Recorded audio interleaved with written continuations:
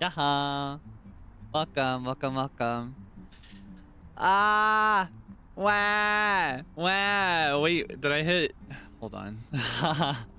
Well, I assume it's true if you're saying it this much. Did I hit 150k? That's crazy. I didn't even notice. Holy moly.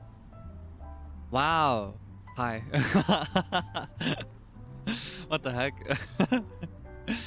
Thank you so much. Thank you for your support. I'm not the type that...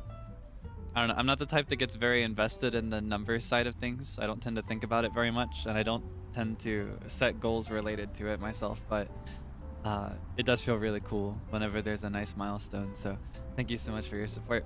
I will do my best to deserve it. It's been 100 years. It kind of feels that way, right? 2 days to be exact. 2 days. to be completely honest with you, like 48 hours maybe. Funny. 2 long days. It's been forever. Nah, I really needed it. I needed to get a lot of work done. And I also needed to rest my voice so that I could do my best on karaoke tomorrow. But it was a really good 2 days for me. It was really nice. So I hope that you could have a good time the last few days as well. I say the last few days, but I was here yesterday. Frio was here with me, remember? How's your throat feeling? I'm still not quite out of the woods. So I'm gonna need to be more careful moving forward.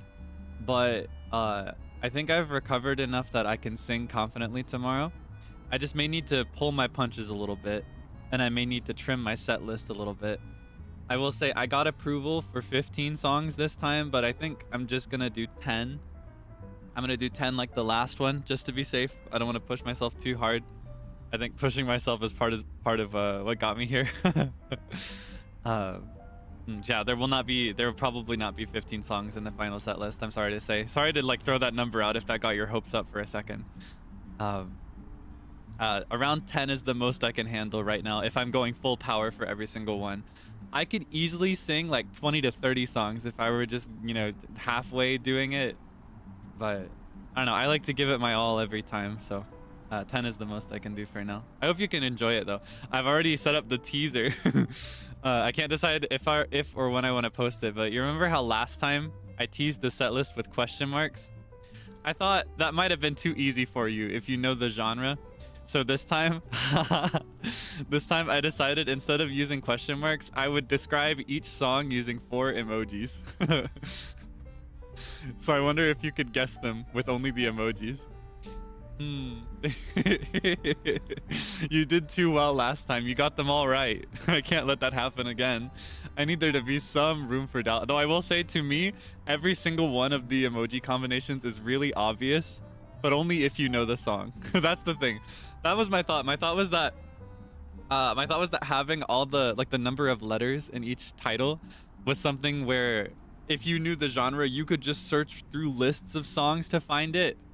But if it's emojis that describe the song, you have to actually be familiar with the song to guess it, right? That's what I think makes it more fun. So I think I'll post it either after the stream or I'll schedule it to go up tomorrow morning.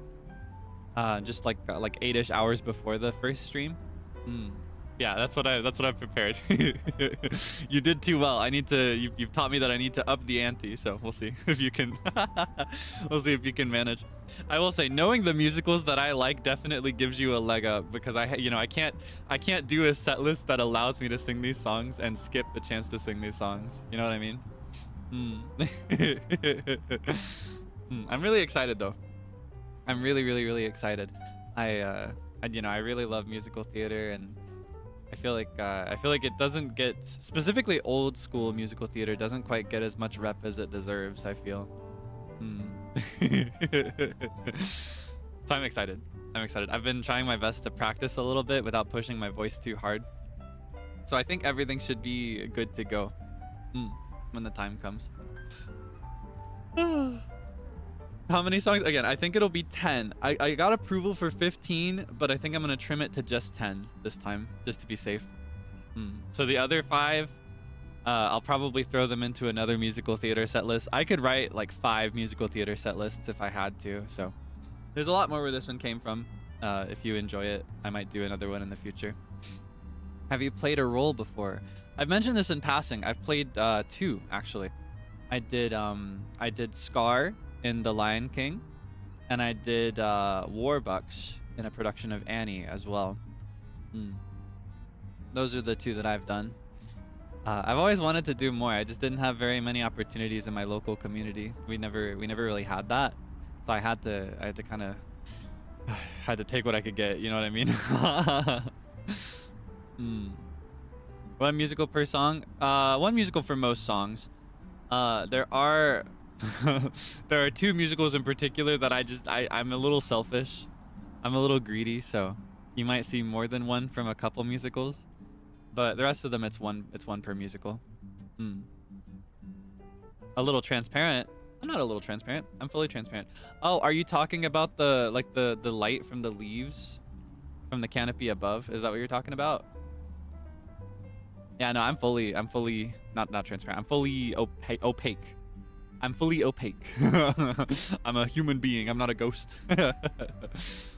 Yeah, I think you may be looking at the what is it called? Like the sun that peeks through the leaves.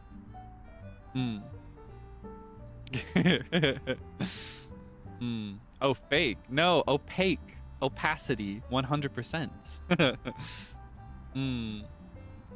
Is that a little debonair? Yeah, that's you. We're on a walk together. I figured it'd be good to take a walk. It's important to take steps outside when you can. Unfortunately, you're not that tall, so it's kind of hard to see you. Wait, maybe I can give you a better look. Hold on. I think if I do like this, maybe you can see you a little better. Look at you. You're doing your best. It's just because you're so short. It's just because you're so short. You gotta eat your veggies. Grow big and strong, right?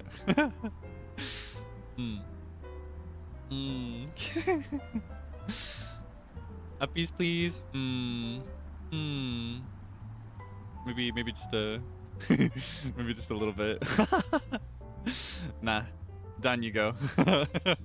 Personal space. Funny. Wait, oh my goodness, I need to put that in my description. I almost forgot. Hold on, let me do that now before I forget. I get a little distracted sometimes. I need to make sure I add everything I use. I usually do a pretty good job. Sometimes as I'm setting up, I get distracted. Today I was distracted watching the cook-off. I don't know if you're keeping up with Enchanted, the Minecraft roleplay series that Ian is doing. They're having a cooking contest today. And I was watching that while I was setting up today. I really wish I could have participated. I really wanted to, but in the end, it's really looking like I'm just gonna struggle to play the game no matter what. Including on the borrowed PC, the borrowed gaming laptop. So I decided to opt out because it's one thing if I struggle to stream just my own little Minecraft stream. That's one thing, but it's another if I mess up an event. You know what I mean? I feel bad. Plus, I also hesitated because the final count of people that were like reacting in interest was an even number. And so I knew that if I did it, there'd be like an odd number of people, which means they wouldn't be able to split into teams of 2 like they wanted to. So in the end, I opted out this time. Another time though, another time. In the future, I'll be going all in on Minecraft at some point. All right. Your name is... 1 second. Okay.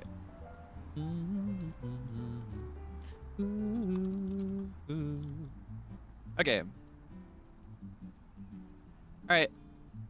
If you refresh, you can find the asset in the description. Sorry I missed it. I usually try to do that before I start. Typing sounds Taskaru. Here, hold on. Here, let me...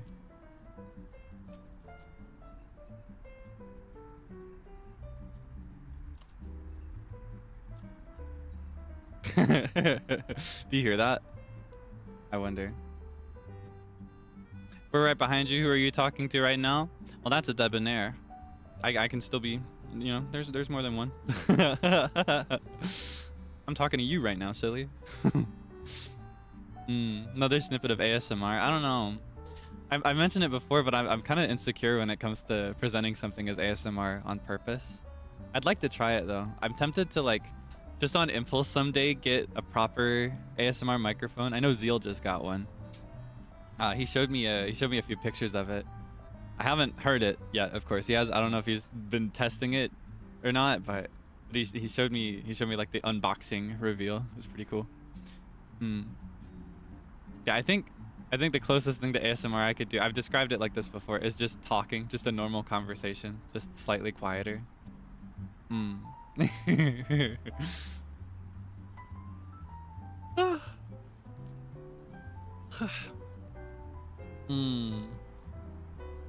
What is it? What you eat makes you 185 centimeters, or is it the DNA? I think I joke about eating your vegetables, but I think it's more about just like your genetic makeup. Yeah, I think it's just in your DNA. It's just your genetics that make you tall or short. Posture plays a part in it, of course. You know, someone my height might look shorter if they slouch a lot. I've honestly been there in the past. I work a lot harder to keep my posture good now, though. Won the genetic lottery. I don't know if I'd call it winning. Yeah, I don't know if I'd say that I won the gene gotcha, just because, like, I don't know, people really, I think tall people are kind of sought after in a lot of ways, and I won't deny that. I won't deny that people might think of me as better than I actually am just because I'm tall, but to me, being tall is nothing but inconvenience. It's so much inconvenience. I'm gonna be so real. I'm gonna be so honest with you. It's so inconvenient to be tall. It's not really that great. I don't know. It means that I can't walk into a store, try on a pair of pants that fits and buy it. I have to get most of my pants custom. It means that I'm kind of predisposed to neck and back pain, so I have to take extra measures to stretch regularly to make sure I don't deal with that. And even with that, sometimes I have the worst lumbago ever. It means that I'll stand out in a crowd, which is not always something you want to do. Especially with my new gig, you know, I don't really want to stand out in a crowd. I'd rather just blend in so I don't attract too much attention if I'm not, you know, if I'm like out, if I'm on an outing with friends or something. It's kind of like nothing but inconvenience for me. But again, I understand that people want to be tall, so I don't want to like dismiss that. I feel like at the end of the day, no matter how you're born, I feel like everybody just almost naturally wants the opposite of what they have. Like if you are born with really curly hair, a lot of the time people like that will want their hair to be straight, and vice versa. People born with straight hair will often want curlier hair. Or people who are tall will wish they were shorter sometimes, and vice versa. People who are short often wish they were tall. I think it's all about just owning what you have and dealing with what you have. What we have is what makes us different, what makes us unique. Yeah, grass is greener. That's a really good way to put it. Grass is greener on the other side of the fence. You got to think about what's on your side of the fence, you know?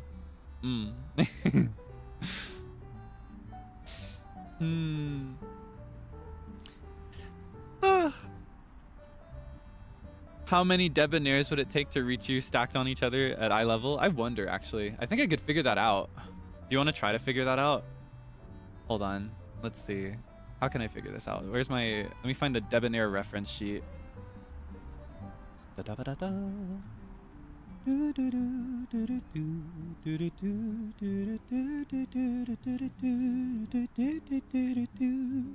Where is the debonair ref sheet? Okay, for now, we'll do... Here, we'll bring this guy in. All right, I'm gonna project an image to your subconscious mind. All right, I need you to imagine it with me.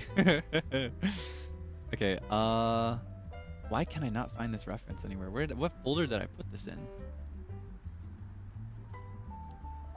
Ah, wait, is it this one? Aha!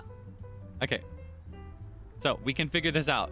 So, important thing to note, canonical information about the debonair, right? The monkey, not the person, right? The mascot. Because again, I just view you as people, just to be honest with you. I view you as a human person, but it is cute to personify you with this, or not personify, to represent you with this, right?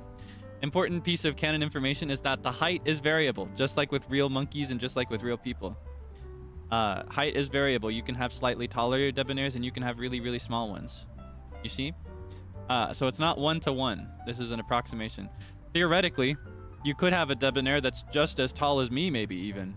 I don't think you'd see that very often, though. That would be a humongous mutation or an anomaly. But you could hypothetically find a debonair that is that is like that, you know? All right, so we can what we can do is we can use this as a sense of scale, right? So if I take a picture of me, I wonder if I could find like a straight standing photo of me. What do you think? Okay, hold on.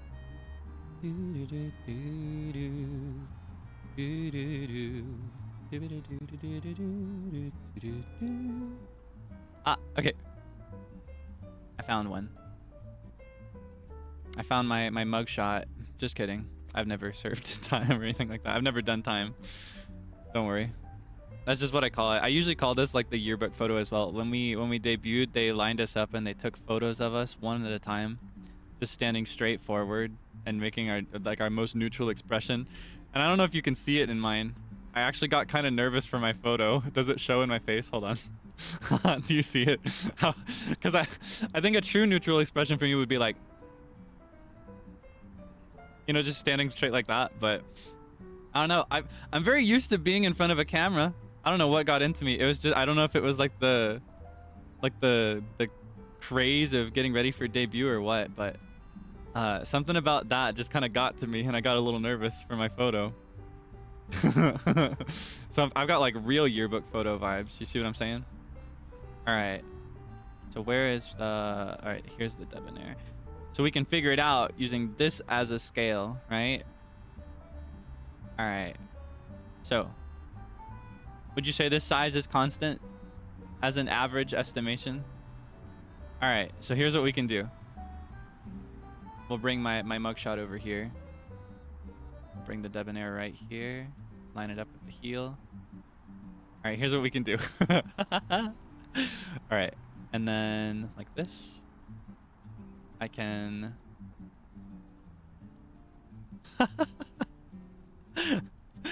Okay.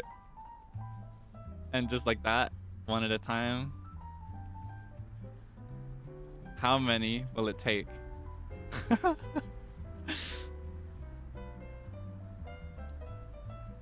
Oh, we're getting there.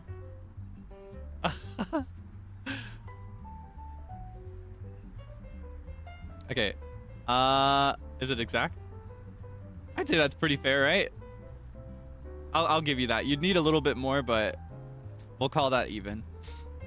So that is 1, 2, 3, 4, 5, 6, 7, 8, 9 debonairs tall on average. On average, that is how many it would take. But again, size is variable.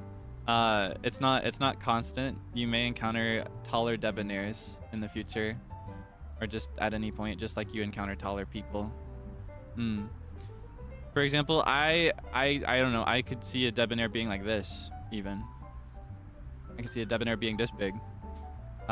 Maybe someday in the super distant future, there will be a turbo mutated debonair that's this big. You know, on average, I'd say they're about here. Yeah. All right. Thank you for this hypothetical. Very important information. Very important science that we're doing here.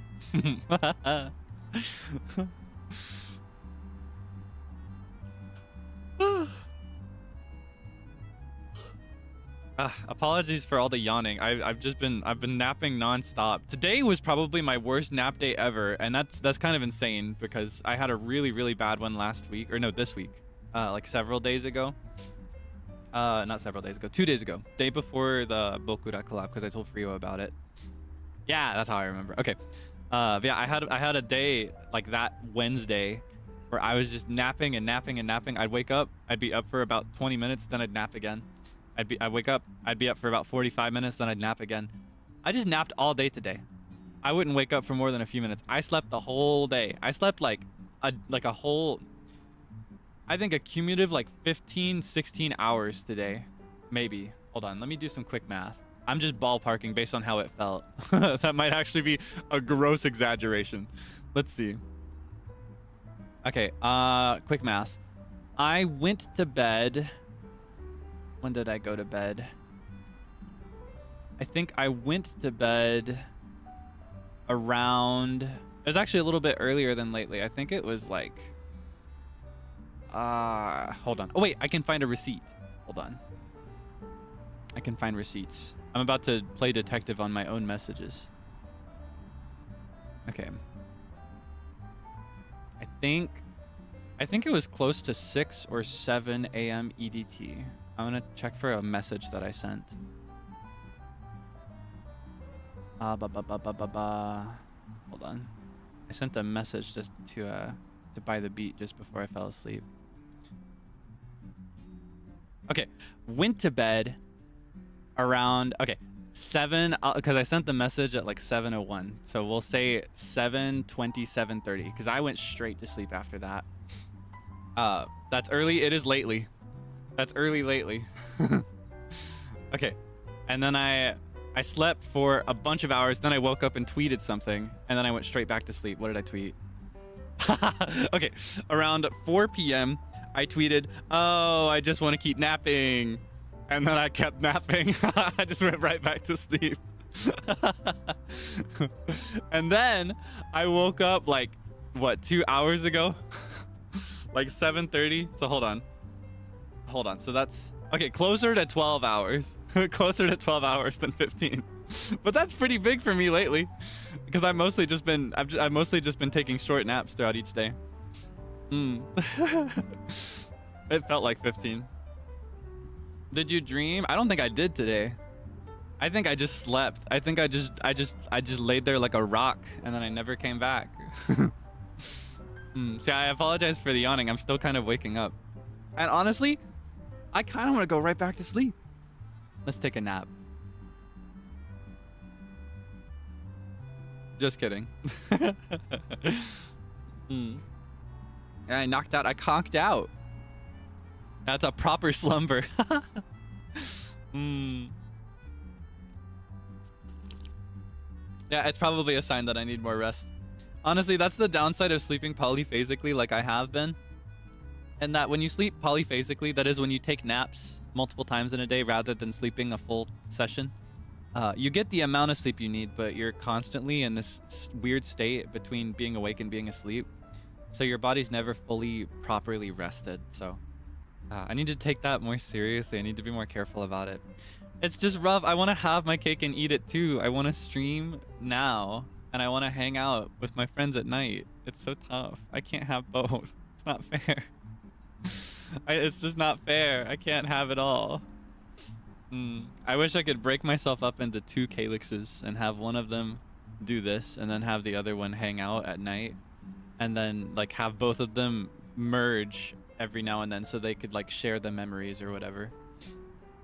Or I wish I had a hyperbolic time chamber where I could go and do all of my work, and then I'd at least I wouldn't have to spend time on that, so I could sleep instead of working. The Substance. Oh my god, I'm surprised you know that. Well, I guess not, because it was a humongous film, but I'm surprised to see it mentioned. I love that one. That film is so disturbing. The Substance is gonna stay with me forever. This is not a recommendation. However, it's one of the most impactful films I've ever seen, and that I will remember The Substance for the rest of my life. I will have my 60th birthday, and I'll think about The Substance. Is what like it's that deep to me. Like it hit me hard. However, it is deeply unsettling, and that's a big part of what made it stick with me. The Substance is such an uncomfortable film to watch. It's so uncomfortable. It is deeply uncomfortable. But it's also absolute peak. It is so well done. The screenplay and the symbolism in each shot is impeccable. Enough so that I was able to catch certain things on my first watch, which I'm usually not perceptive enough to do when I'm watching something, if I'm being honest with you. I usually won't catch on to like visual symbolism, like visual metaphors, until my second or third watch. But on the first watch, I was catching things like, oh my god, the photo on the wall parallels to the billboard outside the window. Like, oh my god, that means so much. Oh wow. Very, very like well written, well directed, and well acted film. Deeply uncomfortable. Not for the faint of heart. If you've got a weak stomach, don't go into The Substance. But If you can take it, you should watch it. It's really good. Just like very well produced body horror, to be clear. Very deeply uncomfortable. Score out of 10. It's very easy to get a high score from Kaelix Debonair. I'm gonna be real, my standards are a little low, but this is like an unabashed 10 out of 10 from me. On every category. The screenplay, the casting, the acting, it's all beautiful. It is a wonderful, wonderful, wonderful film, and it made me deeply uncomfortable. Like, I don't know if I'll ever watch it again, but I don't need to because I remember it very vividly. Any films I didn't like? I don't know.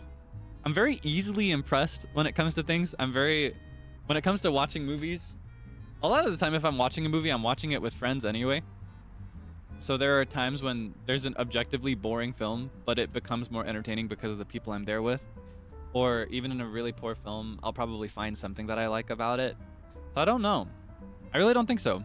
And if there are, then I've just forgotten about them because I don't know. I like to not dwell on the things that get on my nerves or that I didn't enjoy, you know. I just move on. I move on real fast to just the next big thing that makes me smile. I'm trying to think of if there was one. Maybe there was like a horror film because I'm a bit pickier when it comes to horror, at least. That's one where it has to be done tastefully. So if it's nothing but jump scares, I don't really like it as much. I like horror that is more environmental, but I can't name any off the top of my head. I just can't think of any. I've moved on from those. I just think about the ones that I like instead. Any other recs? This one, I think people that are more well-versed in horror films tend to not like it quite as much. Like, I've recommended it to people and they've been disappointed by it, but I really, really loved The Autopsy of Jane Doe. It's one that, it's better that I don't describe it too much, but it plays on dramatic irony in a way that is kind of unusual. I find that a lot of horror films tend to play on dramatic irony in the sense that, like, the viewer knows much more than the victims in the film, right? But that film really explores the idea of the viewer knowing exactly as much or as little as the people on the screen. And it was a real joy to watch the first time. It does not have much replay value, I'm gonna be honest, because a big part of what made it such a good watch for me was like learning these things in real time. I do feel like things escalate in a bit of a weird way, like around I'd say the 3/4 mark, halfway to 3/4 through. It kind of escalates in a way that feels almost too fast compared to the rest of it, but the pacing is so beautiful at first. Enough so that it kind of overwrites all of it. Autopsy of Jane Doe. I think that's my favorite horror film. It's a pretty good one. I'll summarize it. I'll summarize the beginning because it's better that you don't read into it too much before watching. Again, because a lot of it is going in blind and learning with the characters. Basically, there's a police investigation of this crime scene, and they recover on the same site this body that was buried underground. Despite being buried underground, it's in surprisingly clean condition, and they can't figure out who it is, so they bring it to a mortician. They bring it to the morgue, and the mortician and his son, who's like kind of working as an apprentice to learn the art of mortuary work, they're investigating the body to figure out who it is and how they died. They need a COD, a cause of death. That's all I'll say. That's where it begins. Pretty good. Pretty good.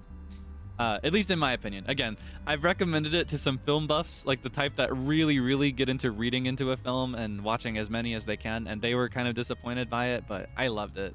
I loved it a lot. I'm just very easily impressed, I think. Weak with horror, I get that. I'm really weak with horror games.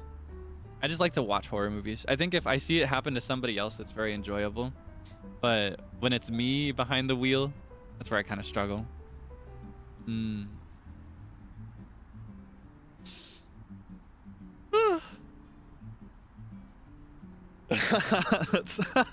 Nice topic change. I'm weak with horror. What's your favorite Disney princess? You really don't want to talk about horror, huh? That cracks me up. I think my favorite Disney princess is probably Mulan. I like Mulan. I always loved Mulan. That was one of my favorite movies growing up. At least among all the Disney movies that I had. I actually had a lot of those because my mom was really big on collecting them on VHS. So we had a lot to choose from when it came to Disney specifically. I like Mulan. I like something different about a lot of them. I think Mulan's conviction and her personality is my favorite. I really like Tiana's got the best songs, I think. I think she's got the best music of all the Disney princesses. Maybe the best voice too. I don't know. Yeah, I think it'd be Mulan in the end. 1 or 2. I really prefer 1, but I love 2 as well. I'm trying to remember what there was one song on that I was obsessed with when I was a kid. It's the one where they're training with all the kids in the beginning. Alone is not enough. Is that the one I'm thinking of? I never watched that one quite as much, but I loved that one. I still loved it.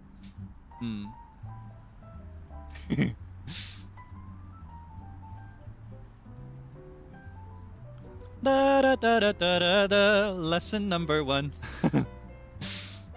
Like a rock. Ha ha. You must be hard. Ha ha. It's coming back to me. You must stand firm. Cut quick. Natsukashii. It's very nostalgic. I'd like to do a Disney karaoke someday. I think I'm gonna save it for a while though, because I think Disney music is very adjacent to musical theater. So if I do musical theater karaoke and Disney karaoke too close together, there's no variety. Come on, I gotta aspire to more than that. I gotta give you some variety. So there will probably be a Disney karaoke at some point in the future. I've got a set list for it already prepared. I wrote down a bunch of set lists before debut, and I've got a couple for Disney actually. I've got like a regular Disney one, and I've also got a Disney villain one. Because the Disney villains have the best songs. Like, bar none for me. The villain songs are always my favorite. Yeah, I think I'm going to try to do like at least a handful of other karaokes before that one. I want to give you some good variety in case you're a bigger fan of other sounds, for example. Descendants, I will say I never watched Descendants, so I don't know. I only know one of the songs just because I really love Kristen Chenoweth. I only know the song where it's like, don't you wanna be evil like me? Don't you wanna be mean? That's the only one I know. That's the only Descendants song that I know. I just really love Kristen Chenoweth. I don't know a single other one. I really love the intervals in that though. I thought about including that in the set list tomorrow, but I wasn't sure if it counted as a musical theater song. Just because it's like a Disney movie song. I don't know. I'm sure it'll show up in another set list at some point, right? No, I can't say for sure. I have to check the copyright on everything first. I need you to know, anytime I say I prepared a set list before debut, the original version of the set list is like 30 to 40 songs, and then I have to trim it down based on copyright availability. It's pretty tough. But it makes it so worth it in the end. So yeah, don't assume it's gonna happen, right? Don't look forward to it too much. There's a solid chance that it won't, with any song that I mention. It's easy for me to think of more though, especially when it comes to English songs. I know a ton of English songs. Where it becomes more of a challenge is when I'm preparing like an archive set list, I think. But I'm honestly I'm a billion times willing to do it because I really enjoy it. So.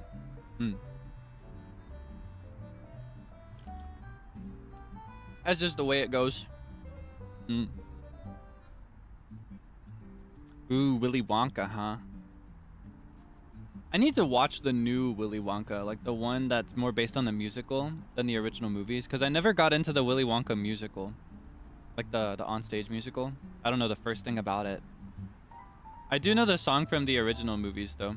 Or wait, did they do it? I don't think they did it in the second version of the movie. I think they only sang it in the original. And in a world of pure imagination. Flint and steel, chicken jockey. Yeah, Timothée Chalamet. I've never seen that one. Every time I wait, is he even in this movie? Hold on, I need to make sure I'm not getting confused. let me see the cast for this. Dun, dun, dun. Yeah, okay. Every time I see Timothée Chalamet, I've never even seen Lady Bird. I've never seen the movie Lady Bird, but he was in that movie. I think he was one of the main characters in that movie. And every time I see him or hear his name or think about him, I remember a friend of mine who watched Lady Bird, but kept calling it Pookie Bird.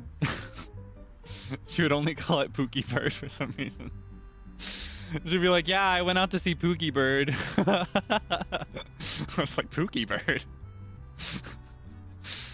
So to me, like his nickname in my mind, Timothée Chalamet, he's Pookie Bird. So just a like a warning, I guess. If he ever comes up in the future and I call him Pookie Bird, now I've set the precedent. So now you've got the explanation. And you'll remember it forever, right? Yeah, Pookie Bird. I just don't get it. Why? Why Pookie Bird? Yeah, because she was calling him Pookie. She was calling him Pookie. He was the Pookie Bird. And so now he is Pookie Bird to me. Every time I see Pookie, I think of Shrek 2. Where it's like, not now, Kitten Whiskers. Daddy will discuss it later. And then she's like, but Pookie. Like when Fiona and Shrek get turned into humans and Prince Charming pretends to be Shrek. Not now, Kitten Whiskers. Daddy will discuss it later. But Pookie. No, Pookie does not come from Shrek, but they use the word in Shrek. Pookie is a long time pet name for cheesy couples. But it's kind of been, I don't know, it used to be like a very old-fashioned one, I think. I used to think, I feel like it used to be out of style, but it's kind of coming into style almost ironically lately. I think Bae is next. I think Bae's coming back. I don't see evidence of it. I don't see that it's like had a spike or anything like it did in what, like 2014? But I'm anticipating another one. I think it will return. This is my prediction for the next year or two. So when Bae makes a return, you'll see. I hope not. I don't think it's that bad. I don't think Bae's that bad. I don't know that I'd personally use it to call anybody, but and I don't know that I'd want to be called Bae, but I don't think it's bad. Yeah, I just predict that it will return.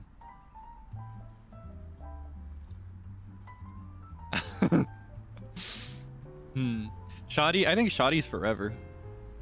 Yeah, I think that one's forever. I don't think that one's ever going away. Are you picky with pet names? I think I am too. I will say, I don't have any that I really, well, maybe I do have some that I dislike. I'm not a big fan of Babe. Like just Babe by itself. I'm not a big fan of that, or Baby. I'm not a big fan of either of those. But I also, just in general, I'd prefer not to be called pet names personally. I like just being called and calling people by like your regular name. I don't know, I feel like that's better. I like that. I think that a name becomes intimate depending on who the person is to you and how you say it to them, you know? Is Kei-chan not a pet name? Well, I guess it is. I think it's more like a nickname, right? I don't know. I've said it before though, I'm cool with being called anything, but my favorite will always just be Kaelix. How about darling? Ginjoka. I'm telling you. Seible privileges. Yeah, I do. I will say I like Kei-chan a lot more when it comes from Seible specifically. Just because I have a memory associated with it. I think I've mentioned it before. This was when we were still in training. So this was a while before debut. And I think we were doing an assignment to figure out like general outlines, plans for our first years. And I think that's what it was. And we were in call working on that together. And Seible chimes in. He's like, hey, I just wanted to ask if it was okay for me to call you guys these names. And I remember when he called me Kei-chan the first time, it just made me really, really happy. Because at that point, we were still kind of like, I don't know. I feel like we didn't really know each other that well yet. So that was kind of like a very clear affirmative step into being more familiar. And it made me really happy. So it's very sweet to me. It's very dear to me. Hmm. Yeah. Again, I don't mind if other people call me Kei-chan, but that will always be Seible's name for me in my mind. Hmm. I'm trying to think of if there's anything people call me that I don't like as much, but also even if I don't like it, I'm cool with being called something, honestly. I think the only nickname variation I've seen that I've kind of been like, is when people call me Licks or Lixie. I get where it comes from. There's just something about the sound of it. I'm just like, but you can still call me Lixie if you want to. But it kind of, I don't know. I just see Lixie and I'm like, it's like it gives me a tiny, tiny ick. You know what I mean? But also, there's something sweet about it if it's a name that you came up with for me. You know what I mean? Hmm. Yeah, I don't mind. Hmm. KK is a cute one. That one reminds me of Fulgur Senpai. So, I'm sure he would. I'm sure he wouldn't mind if people carried it on for him. Similar to how there are some people that have chosen to call Friorin on his behalf. Hmm. Yeah, I personally don't mind. I stand strong. You can call me almost anything. You can call me whatever you'd like, but Kaelix will always be my favorite.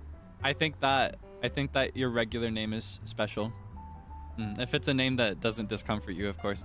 There are cases where the name that you're given by your parents isn't always very good for you, and there are times when you have to step away from that, and that's okay too. But I think if you have comfort in your given name, it's pretty cool. That's how I feel. Okay, maybe not Puke. maybe we can keep that one in the drafts.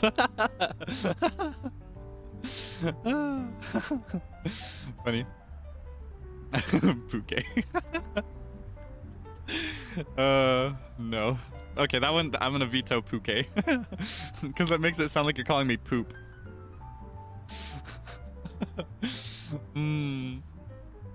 Yeah, I don't know about that one. I don't think I'm a fan. Can't say call me whatever. Well, you're free to call me Puke if you want to, but I'm gonna say clearly that I don't like it. I'm not a fan of Puke. Pulix, no. Maybe when I'm with Abigadwiab. Oh, does that sound like something in another language? Is it something in Tagalog? Uh-oh. Alright, maybe we should veto that word then. If that sounds like a bad word. I can't say I speak the language, so apologies for that. Uh-oh. Yeah, let's veto it if it's bad. Let's do that. Okay, let's veto that one. Sorry. This is one of the dangers when it comes to inventing new names and inventing new words. Sometimes you'll encounter something that sounds like something else in another language. And honestly, I think that's fine if you're not speaking that language and as long as it's not on purpose. But it's still better to avoid it if you can. And there's tons of other things we can go with here, so. Not a bad word, but it's sus. In that case, I'd still prefer to avoid it. I'm Seiso. I'm pure. I'm pure as clean white snow, right? Remember? I'm sick of this. All the words I say are just spun around into something dirty and gross and vulgar. I'm sick of it. I can't even say eggs in Spanish without it being about testicles. I'll think about that forever. I just held in a burp. I didn't even mute it. I just held it in to see if you'd hear it. Did you hear it?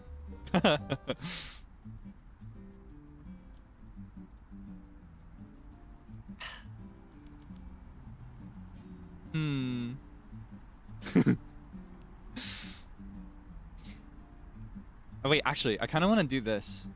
Maybe we'll do this for the rest of the stream because we're reaching the hour mark. I'm not wrapping up. Don't worry. I'm still here to hang out. But it's been a while since I've done one of these. Hold on. Because I see questions coming in at random as we talk. It could be cool. Could be cool to do one of these, right? Feel free to click ask something and write a question. Ask me whatever you'd like. And I can answer it. I like doing Q&As every now and then. Let's see.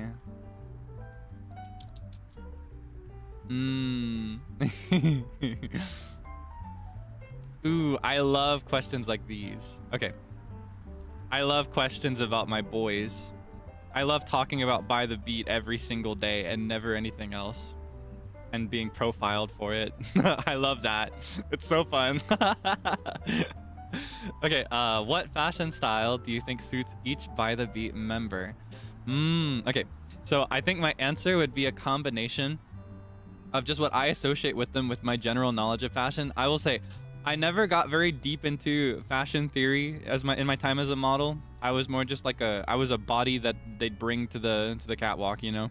I would just put on whatever they told me to put on. So I'm not too knowledgeable, but I have been exposed to a lot of different fashion revolutions as a result. I'll go in debut order. It's a combination of what I've seen and what I associate with them, but also just what I think they might like. I don't know that Seible would particularly like it, but I think I personally see Seible in really, really clean suits. Like very business male attire. Very clean. I think he'd do like business attire, but in unconventional color palettes. Or just something other than the classic black, you know, black blazer, black tie, white dress shirt. I think he'd be in a tailored suit that's in like a light gray with like a fabric print of some kind, like a monogram. You know what I mean? Like very almost like a host of a game show kind of suit is what I could see, but still very clean and very classy with like a monogrammed pattern. Like I could maybe see like he has a monogram actually, you know, like his crescent moon with the 4-pointed star. That's his monogram. I could see a suit like that. Similar to like how Gracie Grace in Animal Crossing has the monogram with like the circle thing. It's like that. That's what I see for Seible. Just very clean, very formal business attire. Clean suits, tailored fit. And then I debuted second, right? For me, this is just what I personally like to wear, but it's also what I associate myself with. I'm very like thrift attire, especially old man thrift attire. I don't really dress like my age. I dress like I'm about 60 years older than I am. I like very ill-fitting, kind of almost in opposition to Seible's, right? Very ill-fitted, like loose and baggy dress shirts, like three sizes bigger than I need. I like big, dusty-looking blazers that look like they've got ghosts on them. I love things in like deep shades of like brown and beige and just generally like almost, yeah, just like it's got a ghost attached to it. That's how I like it, and that's what I think suits me, honestly. I think I don't know, I've been told that I'm an old soul a lot of times, especially when I was younger. This was way true when I was young. Like when I was a kid, I'd get told that a lot, that I acted older than I was. Now it's like I don't know, I almost regress in certain ways. It's kind of funny. It's like the reverse now in a lot of ways, depending on who I'm with. But yeah, I kind of I don't know, I see myself in just very loose and comfortable. That's where it like relates to my personality, right? Very loose and comfortable. I like to just I just like to go with the flow, and I like not to think too much about all the fine details. So I think something that comes cheap and would fit anybody, that's me. And then for Frio, I think I see him in like monochrome black, maybe even tech wear. I don't know if he would ever wear tech wear, but like tech gear, do you know what I mean? Like tons of buckles and straps and like just very, very cool, very like almost like he's a parkour artist, you know what I mean? That's what I see him in. Very, very monochrome, very sleek, very cool, very like expensive looking. Very like very coordinated as well. It'd be a ton of different layers, I think. But I think also very loose in certain ways. Like I think he wouldn't wear pants that are too tight. I'd see him in very loose baggy pants with a ton of buckles on it. That's what I see him in. Like very, yeah, like streetwear, right? Really, really cool modern streetwear. That's what I see him in. I think that's him. I don't know that I think he would personally. I know that he would wear a lot of black, and I know that he would wear like really baggy clothes, baggy pants at least. I think he tends to like looser pants, but yeah, I think I don't know. I think tech wear might be a step away from what he actually likes to wear. But that's what I see him in. That's what I personally see him in. Monochrome black is the biggest thing though. I think for Zeal's a tough one because he's got a lot of different pieces to his personality, to his character that point me in different directions. But I kind of see him in like very like neon scene almost. Does that make sense? You might not expect that from him because I feel like he's got a very reserved and a very neutral personality, very like very chill to be around, very relaxing. But in certain ways, I think his aura can be very big and very loud, and very like rebellious is a big part of it for me. I see very neon scene, like very bright greens and pinks, with like maybe like a black base, and like shredded layers, and I see him with like tons of bracelets. I see him with like really high platform boots. That's what I see. Just very, very like big, bright neon scene core. Yeah. Yeah, he was formerly an emo kid, actually. I think he was a scene kid. I didn't know him. I can't say that I can't say I knew him when he was, but yeah, that's the vibe I see from him in general. When I think of like every fashion movement ever, that's what I see him in. I see him in big, bright, loud scene. I like this question. Thank you. Thank you for asking this. While I look for another one, I'll say what I'd love to see all of us in as a group. I'd love to see us in anything, but I'd especially love to coordinate us in like an anime idol fit someday, like something with like plaid layers, maybe epaulets. That's what I really want someday. I want to see if I can cook that up in the future. Okay, let's see. Some of you get real bold in these questions. Okay, let's see. This is a cute one. And this is also about By the Beat. I love talking about By the Beat and nothing else. All right, let me change the way this is written. I love talking about By the Beat and nobody else forever. Okay. Can you describe By the Beat as flowers? I don't know if you remember. I think I've talked about Hanakotoba before. Maybe that's why you asked. So I really like this question. I get really into floriography. I don't know everything perfectly, but I do remember something. So based on that, we'll go debut order again, right? Or maybe reverse debut order would be good. Let's do reverse debut order this time. So starting with Zeal, right? What flower do I see him in? I think Zeal is probably a sakura. Sakura, like a cherry blossom, like the flowering tree. Because those are all about like being gentle. I think Zeal is a very gentle individual. I think that there are times when he might feel like he's taking really big initiative, but I think in general he goes with the flow in a lot of scenarios. And I think he is very very patient with others, very accepting of others, very kind, very sweet. I see him as Sakura. I think for Rio, he might choose something different for himself, but I see him as a white lily. I see him as a white lily because lilies have different meanings depending on the color, but in white, they represent purity. I think it's one of the purest flowers when it comes to floriography, Hanakotoba.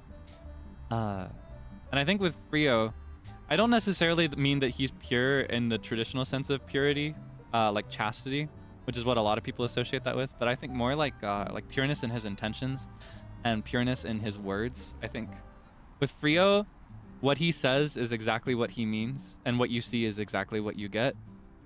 I think that like looking into Frio is kind of like a clear pool of water. Do you know what I mean? You know exactly what he is and exactly what he wants because he tells you. And that's something that I like about him. I think he's a white lily. For Seible, I think Seible, I'm trying to tie in something that relates to both personality but also appearances. Ooh, I could do Forget-Me-Nots. I think traditionally those are really associated with like being in love with somebody, but it's also really big with respect, which is what I see in him. I think Seible is all about respect, both most importantly showing respect to others, but also like receiving respect from others in turn. That's a big part of what makes him who he is, I think. A big part of the way he looks out for others and is always checking in on others and making sure that he's not doing anything wrong. He's very, very, very, very respectful, among the most respectful people I've ever met. And I think that's a big part of him for me. I'd say that he is Forget-Me-Not. I skipped over myself. I don't know. I really, really love sunflowers, but I don't know that it's absolutely me, is it? I kind of wonder. Do you think it's me? Am I sunflowers? Those are also about respect, but I think mainly like passion. Passion is what I remember for those. They're all about doing things loudly, bigly. I think that's me. That's what I try to be, at least. I used to be a very reserved and insecure individual, so I've worked really hard to become the kind of person that can just loudly profess my love for everything and everyone. It's made me really happy to see people associate me with them, though, because they make me really happy. I've always really loved them. Yeah, I think that's what I'd assign everybody if I assigned everybody a flower.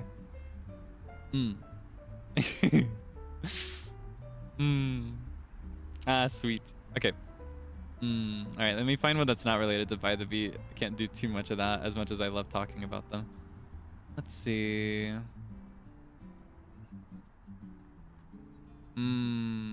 Oh.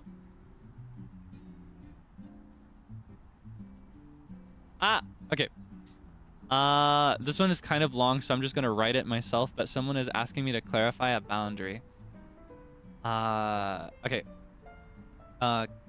Can you clarify your boundary on teasing / flirting specifically? Is how I'll phrase the question. So the way it was asked was talking about how it's okay if people do not censor my name when posting on social media.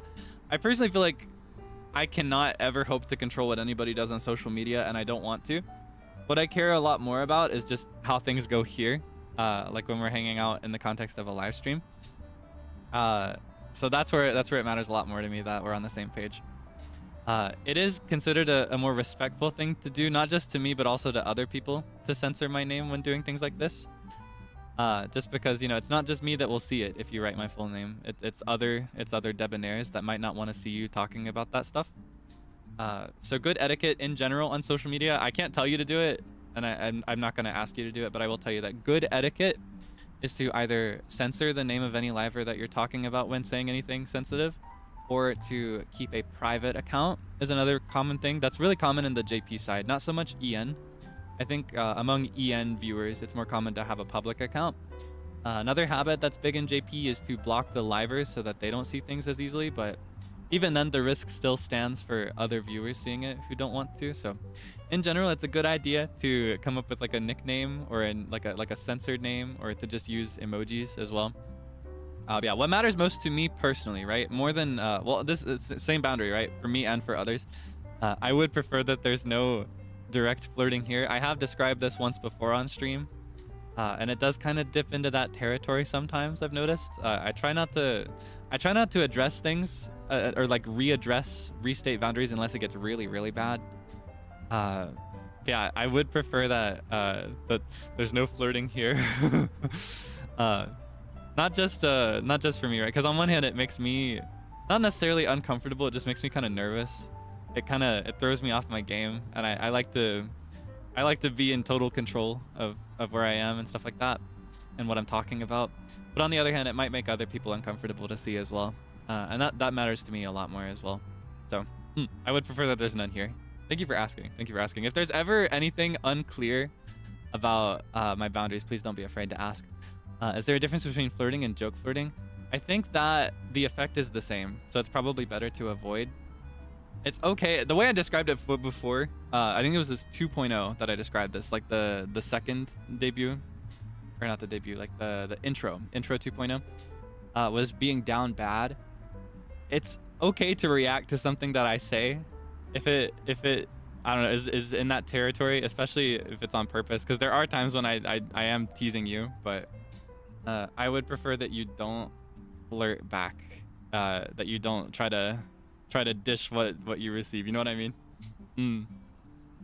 What if we flirt with each other? Absolutely avoid that, please. I would prefer that there's actually next to no interaction between viewers in the chat, both before the stream starts and after the stream started, just because that would be considered spam. The chat box is your way to communicate with me. Not out of the blue either. Yeah, absolutely not out of the blue. I'd really prefer that. There should not be any goal to riz me up or anything like that. It can make other viewers uncomfortable, and it can also throw me off of my game. It makes me nervous. Yeah. When it comes to a boundary for me, it's more like a request that I would just really appreciate. I'm not gonna like ban or time out anybody who does it unless it's really excessive. Let's see.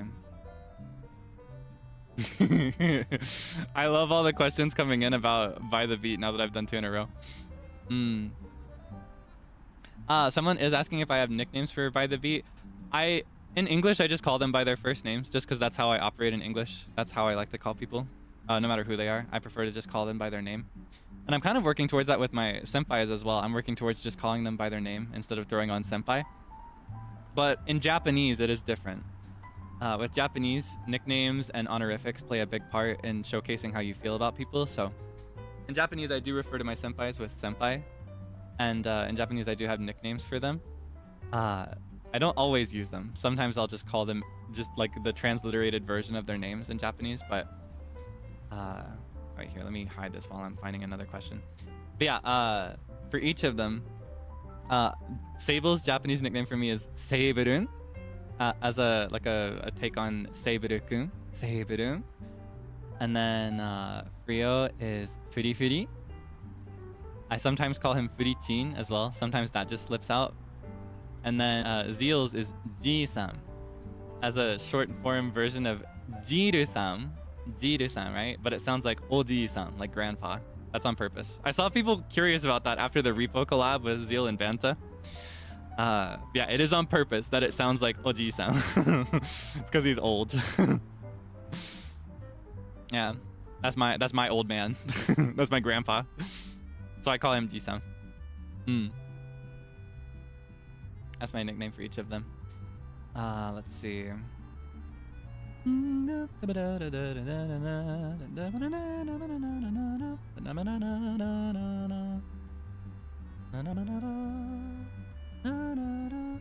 Apologies for the delay. My whole thing is freezing up right now. I can't see any of it anymore. Okay. Okay. Here I'll get into this one. Oh god. Okay, this is a landmine question. Oh wait, no. It's not the same one. Okay, hold on. Why did I copy that? Oh, it's because I rewrote the last one. Hold on. I lost it. Maybe I can just rewrite it. Okay, hold on. Do you have... Okay, wait. Did you have any niche interests as a kid that transferred into your life as an adult, or that carried would probably be a better word, that carried into several. I don't know if they'd be considered niche though, because niche kind of implies that it's something that most people are not interested in, right? I don't have too many of those. With those, they're more like I think my niche interests tend to be short-lived fixations. Like I'm not obsessed with them all the time like I am other things. For example, things that I got interested in as a kid that I'm forever interested in for the rest of my life as an adult. The Legend of Zelda is the biggest one. I have to be really careful whenever Zelda comes up because I get too excited about it. And I had to learn growing up that it's not cool to just talk and give nobody else any room to say anything. And that was my biggest landmine topic, was The Legend of Zelda. Similar one was Adventure Time, as something that I got into as a kid that carried into being an adult. I watched it as a kid. I watch it as an adult. I love to rewatch it. It brings me comfort. I love Adventure Time. What else is there?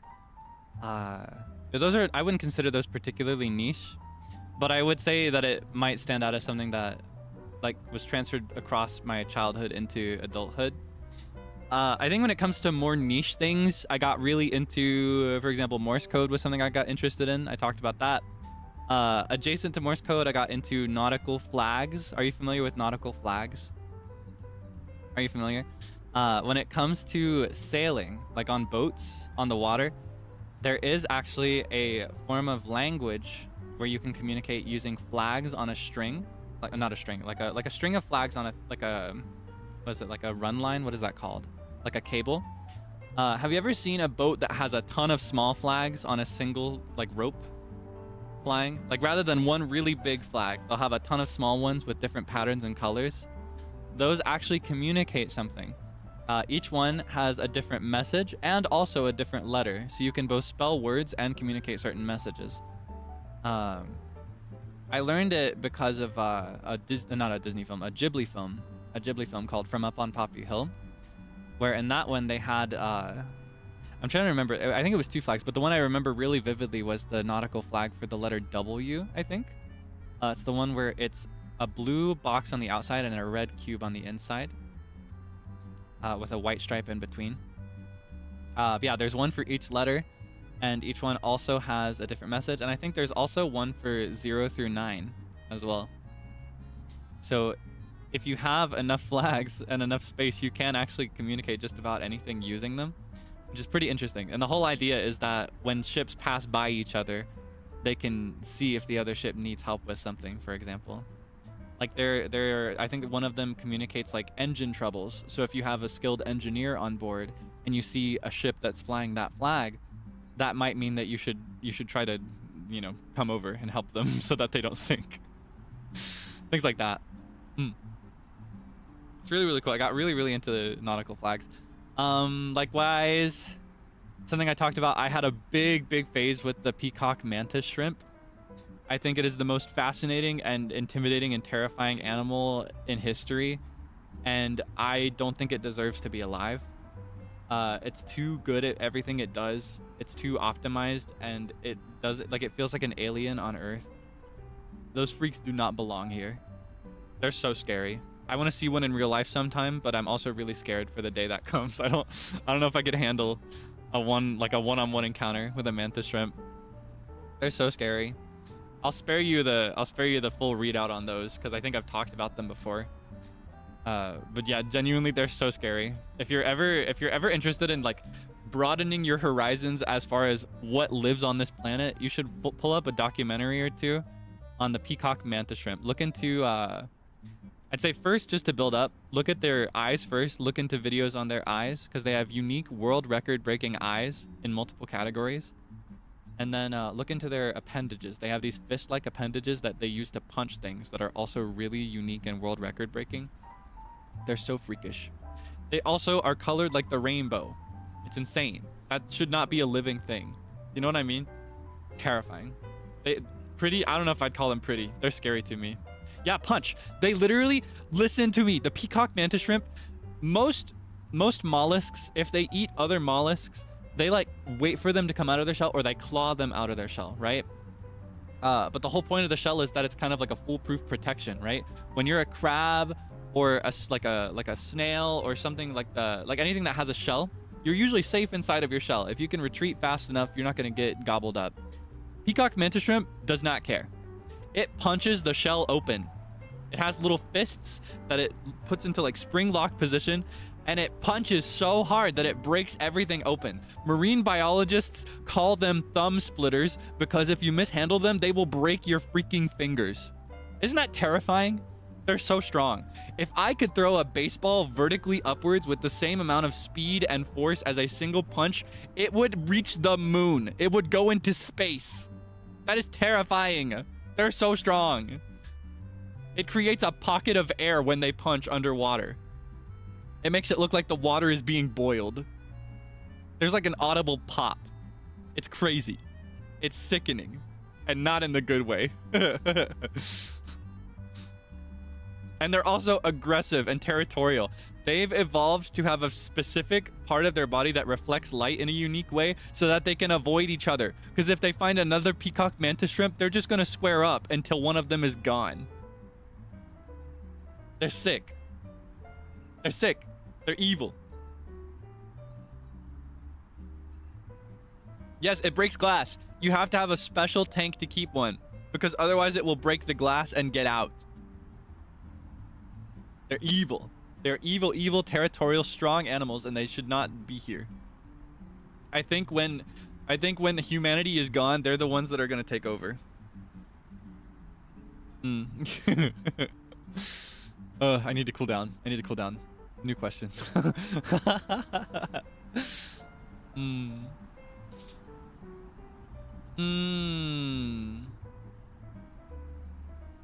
trying to see if there's anything that will give me a lot to say. Ooh, okay, here's a question. I'll pop it on screen and address this really quickly. Monitoring full cover when? That's like a lot of the comments on my monitoring short. First off, thank you for supporting the short. I'm glad that you liked it. Maybe never. That's the answer. Maybe never. I need to figure a lot of things out. And when it comes to full covers, I think my main priority is going to be things that I have not sung already. However, you know, there is a maybe there. What I plan to do in the future is I want to release more short covers. I want to reach a point where I can do short covers more often. I had a ton prepared that I'm still working on finishing in a new way because I had to change stuff up to make it work. My hope is that I'll have a bunch of short covers out, and then for a big milestone, right? Like an anniversary maybe, or a birthday, I will ask you which of my short covers you would like as a full cover. And that is where it becomes a possibility, right? So if you want the monitoring full cover, you're gonna have to want it more than the other short covers, because I kind of anticipate, because I see this on other people's short covers as well, no matter what the song is. No matter what the song is. A lot of the comments are like, full version, please. And realistically, I'm never gonna be able to do that for every single one. So that's my thought. I can't say when it'll happen. And I also can't say that it will happen, but that is what I'm currently thinking. So maybe never. Maybe never. You got to be prepared for that. You got to be prepared for that reality. Ooh, okay. This is kind of a fun fashion question, if you can call it fashion. What do you usually wear around the house or when you're not going out? So like when I'm just at home, depends on the time of year. But generally as little as possible, because I hate clothes. Part of the reason I dress the way that I do when I'm going out is that I like things to be really loose, because I hate the way it feels to wear clothes. I hate it. I'll turn a look. You know, like my uniform that I'm wearing right now. I love it. Deeply uncomfortable. Or at least I don't really like the turtleneck so much, but I love the way it looks, so I'm very willing to wear it. You know what I mean? But at home, I tend to wear like XXXXXL, like the biggest shirts I can find, so that they look almost like a dress on me. And I'll wear really loose, like almost like, you know, like middle school athletic shorts. You know what I mean by that? Middle school athletic shorts. That's what I tend to wear for like spring, fall, and sometimes even winter. When it's really, really cold in winter, I'll do like pajama pants with a t-shirt underneath and then a long sleeve shirt over. And then 2 pairs of socks. 1 pair of socks underneath the pants, and then another one that's longer and bigger over the pants. Because I get really, really cold. And then, yeah, basketball shorts. That's what I was looking for. And then in summer, like I'm honestly transitioning into this now. I'll wear like tank tops or just like t-shirts that are closer to my regular size. Or yeah, tank tops or shirts that are closer to my regular size. And then for bottoms, I'll either wear just like boxer briefs, to be real with you. Or I'll wear, I've been really into these the last couple of years. They're also athletic shorts, but they're not basketball shorts. It's like 2 layers. There's one layer that is really tight and clings to your thigh a little bit, but it's not super tight. Very comfortable, and it has a pocket on that layer. And then the outer layer is a lot shorter. Like if it was just the outer layer, it would be a very questionable pair of shorts to wear out. You know what I mean? But because of the inner layer that compresses, it's like that. I like those. I wear those a lot in the summer. I've been wearing those lately. Didn't need so many details. What do you mean? Is that wrong? Is it wrong to wear boxers in my own home? Are you curious about where I fall on the underwear spectrum? Because it's boxer briefs. In the laws of Kaguya, love is war. That means that I'm a man ho. I don't know if you've read that part of the manga or saw that episode of the anime. They established that men who wear boxer briefs are hoes. They're man hoes. So I guess that's what I am because I wear boxer briefs. That's just what I like. Because I don't know, I think that like briefs, like regular briefs, are too tight. I don't like that. It's too compressed. I don't like it. And then boxers are too loose. I feel like I'm just sitting in a wad of fabric. You know what I mean? Yeah. That's where I stand. Boxer briefs on top, number 1.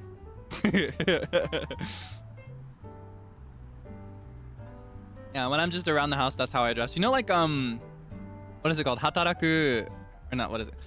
The devil is a part-timer. I don't remember the Japanese name. I don't remember what they call him in the Japanese name of the anime, but the devil is a part-timer. The way that he dresses around the house, that's how I tend to dress in summer. Oh, hi, Frio. Where do you fall? It's okay. You don't have to answer. I know you probably won't. That's fine. I'll just ask another time. Hi, thank you for stopping by. Is it that weird? Everybody wears underwear. I think it's normal, actually. I just don't see the problem, to be honest with you. Right here. Let me adjust my chat so that I can read things a little bit more easily. It's not? You're valid? Some people are saying it is. I don't know. It's normal, yes? Are you sure? Then why is it interesting, huh? Care to elaborate? Okay, now I can see both the Q&A box and the chat at the same time while I look for the next question. Okay. Yeah, thank you for the question. That's how I dress when I'm at home. Naturally, if I'm entertaining company, I would not dress that way. I think that goes without saying, right? Okay, let me find another one.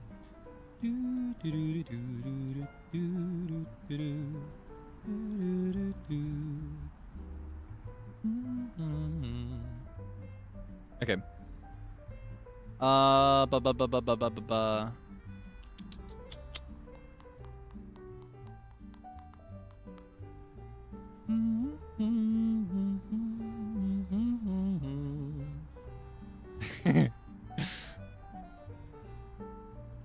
It's so funny to dig through questions where most of them are very like risque is the word that I'll use. Like they're innocuous or seemingly innocuous, right? But the intention is clear. It's kind of funny. You're trying to get something out of me. Okay, let's see. Ooh, oh, this one's kind of a... I can't decide if I want to... Yeah, I'll get into this. It's overall optimistic, but it is kind of serious. But I also don't mind to have more serious conversations. Someone asks if I can elaborate on what I said to Uki yesterday. I assume on Twitter, right? So on Twitter yesterday, I had a short interaction with Uki senpai. He was asking about like the battle with yourself, like the internal battle, like with your mind. It can be pretty tough sometimes. And my response, I kind of paraphrased it. I shared a personal mantra of mine. It's my biggest mantra whenever I'm going through it. I paraphrased it, though it's a little different than what I wrote. It's quote, "Pain is temporary, suffering is optional, and the world will wait for me."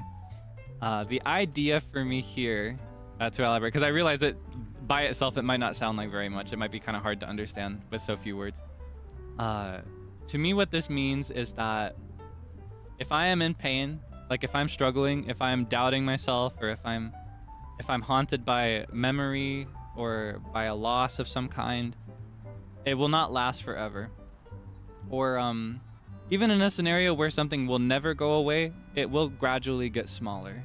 You know, it will not be this bad every day for the rest of my life. And thinking that to myself when I'm going through it makes me feel better, you know, to think like, if I can just go to sleep when I wake up, this won't be here anymore. Or like, if I can just get through the rest of this month, I won't have to deal with this anymore. Things like that. That's the first part, right? Pain is temporary. I kind of personally, I realize this is a personal definition rather than a technical and an actual definition, but I personally define pain and suffering as two distinct things. For me, in the way that I describe it to myself, pain is the cause and suffering is kind of the response, like the symptom almost. So suffering in this context, right, in a mental context, is like laying awake and ruminating. At least in my experience, that's what I'm prone to, is just laying and just running through a loop of every bad thing I could possibly think of ever, which is not a good thing to do at all times. But there are times when you need to allow yourself to suffer. You need to allow yourself to feel the pain that you're going through, because if you avoid it or if you ignore it, then it only gets stronger under the surface. You know, if you don't address it, it'll fester, and that makes it harder to deal with later on. But on the flip side of things, you do not need to allow pain to rule your life. You do not have to let it make every decision for you at all times. And so that's the other part. Like I can choose right now to feel this, and that's okay. But I can also choose to seek something else, and that's also a choice. Suffering is optional. That's what that means to me. And then at the end of it, the world will wait for me. This is closer to what I wrote on my response was, everybody will be waiting for me when I'm better. So if I choose right now to take the time to just feel this right now, to be sad, to linger in the bad feelings, when I come out on the other side okay, which I will come out on the other side okay, I will have friends there to be with, and they're not gonna abandon me or anything just because I feel bad right now. They're still gonna be there, you know. So I can take the time that I need to feel bad if that's what I need to do. And I find that thinking this way often makes me feel better faster. But also, a big part of it is that this is just what I personally like to believe. This is just how it works for me. This kind of philosophy is not a one-size-fits-all. Things are going to be different for everybody, depending on your personal experiences or just who you are as a person.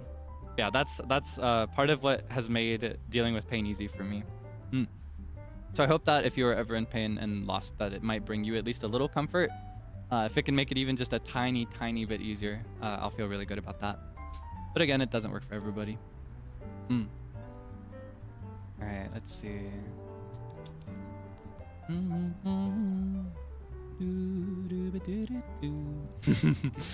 This is a fun one. Yeah, topic change, I guess. What career did you want when you were growing up? I've gone through a ton of different fantasies over the years. When I was, let's see. I'm trying to think of my earliest one. I remember one of my earliest. The earliest one that I can personally remember that lasted a long while, like through all of elementary school and most of middle school as well. My dream was to be a composer for video games. I wanted to make video game music. I wanted to learn to write instrumental music, and I wanted to do it for video games. That's all I wanted. Around late middle school, early high school, that kind of transitioned into wanting to be a game developer, like just do the whole all-rounder package of like every stage of it. And then around the early middle portion of high school, that's where I started to shift into different directions. I started music training in middle school around 13, like vocal training. And then I started taking it really seriously around sophomore year of high school, because that's where I was starting to really see the results of that effort. I was starting to see a lot more of like the rewards for the time I spent studying. So that's when I started thinking, oh, maybe I should pursue being a vocalist, you know? So there was a time throughout high school where I thought, I'm gonna go into opera. And then there was a portion where I was like, ooh, maybe I should actually go into musical theater. Maybe I could just work in like ensemble on Broadway. You know, maybe I could move to New York or something. There was a time when I wanted to just be a jazz singer for a cruise line. I wanted to like tour with boats and sing jazz for them. I had a bunch of different eras for a few years there where I couldn't decide what kind of vocal work I wanted to do, but I felt like I wanted to do something. But then junior year, senior year, I started to this is where I kind of hit my despair era. My despair era, my bleak reality era. I was like, oh, these careers are terrible and unrealistic and I'm never gonna make it. Which is not necessarily true. It can be, sometimes it's what you need to think for yourself to choose a career that will like 100% work out. Because there is admittedly a lot of risk that comes into play with any kind of creative career. Even if you don't make it big though, I firmly believe that you can still make a living in creative outlets if you work hard enough. But sometimes it's kind of soul crushing, so it's not for everybody. But yeah, around that point I hit my bleak era and I was like, you know what? I'm gonna go into pre-med instead. So I took a ton of biology courses early through like a college dual enrollment program. I took I probably shouldn't name exactly what the courses were, but they were all related to biology and human anatomy. I wanted to go into something medical. At the time, I had a few thoughts. I thought of being an OBGYN, but then I was like, nah. I think that's probably not for me. I think it'd probably be better to just leave that to, like, for women to study. You know what I mean? And then I thought, maybe I could be an optometrist. Was another one that I had. I wanted to be an optometrist. I had a ton of different like little thoughts that I wanted there, and then when it came time to start registering for college, like applying to university, I just didn't end up doing it for a number of reasons. Most of them financial, to be honest with you, but it was also kind of like a directionless thing. I didn't know what I really wanted to do, and I felt like I never really wanted any of those medical careers. So I didn't end up going to university after that. And that's when I fell into the modeling industry. And now we're here. Now we're here. But I'm very happy to be here, honestly. I'm very happy that I didn't pursue any of the things that I thought of before. Because if anything had come to fruition, I wouldn't be here. That being said, I have a ton of respect for people that do pursue any of the careers that I've thought of before. Not just pre-med, because, you know, that's tough. Studying pre-med is miserable. It's miserable work. But also people that go into like musical theater, for example. I have a ton of respect for people that follow these things, follow these dreams.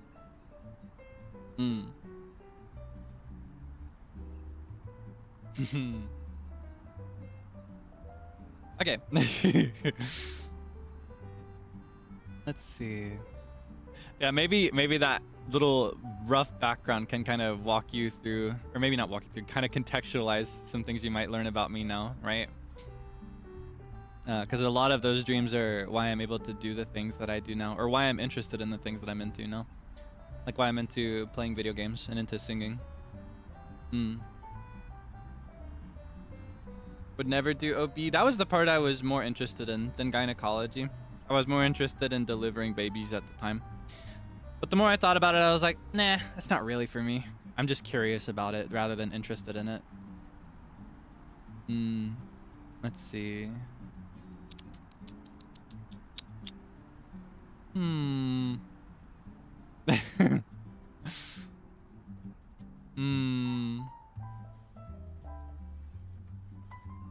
this is fun. All right. Where is it? Another by the beat question. Okay, let me by the beat. What would you do? Is that what you mean? If you could trade bodies with anyone from By the Beat for a day, who would it be and what would you do in their body, I assume? I want to trade bodies with everybody for a day. Can I have like 3 days where I take a turn with each person? That'd be pretty cool. I think with Seible and Frio right away, I just relish being a short adult man. They're not even that short, but they're shorter than me and they're around the height that I'd like to be. Like that comfortable range of like, yes. And I would be either Seible or Frio, and then I would go to a store. I would try on a pair of pants. It would fit me perfectly. I'd buy that pair of pants and I'd wear it home. That's what I would do.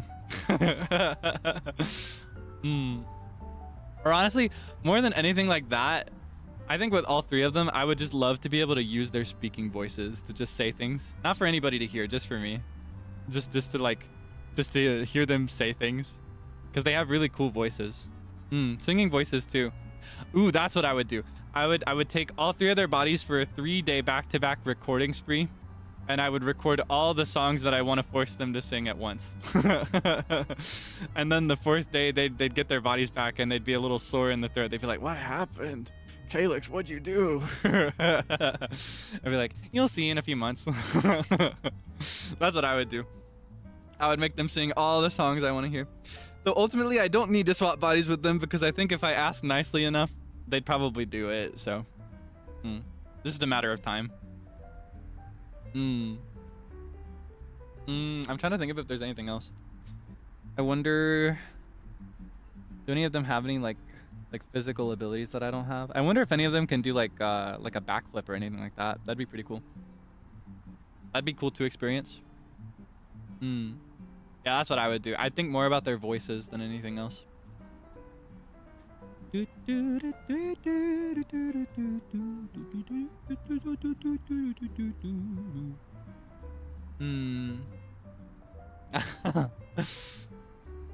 you talk in your... Wait, hold on. Where is it? Do you talk in your sleep?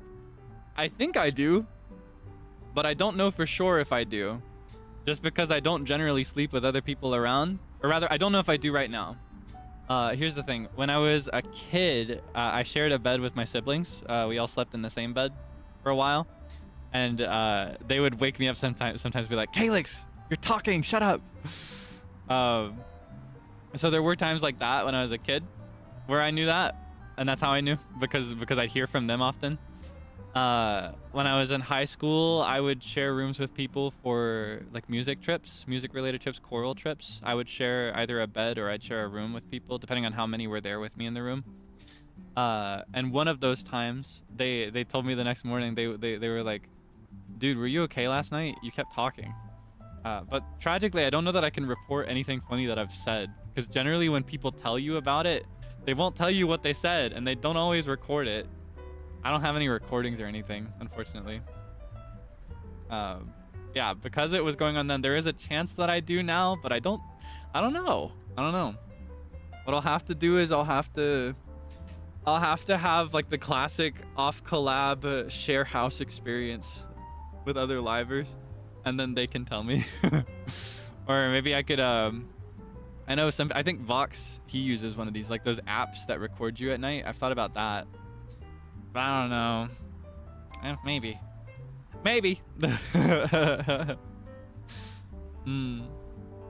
The closest thing to like having an active memory of it in my case is sometimes I'll fall asleep in a phone call, like in a big group VC on Discord.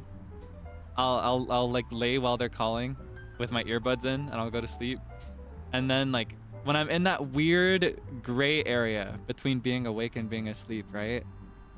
It's like I can hear what is being said, but I'm not understanding fully what they're saying. I love that point of existence. I love it so much. It's kind of like laying in warm water.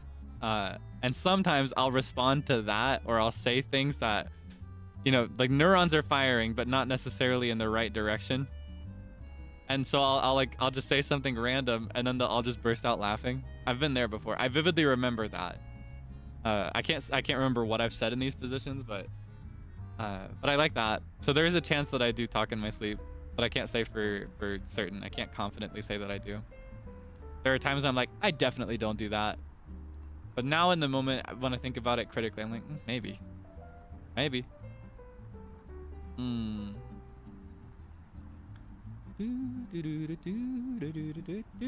You know Schwoopsy? Someone in the Q&A box mentioned Schwoopsy. Do you know Schwoopsy from Firebringer? Schwoopsy. Oh my goodness, that's one of my more niche references, I think.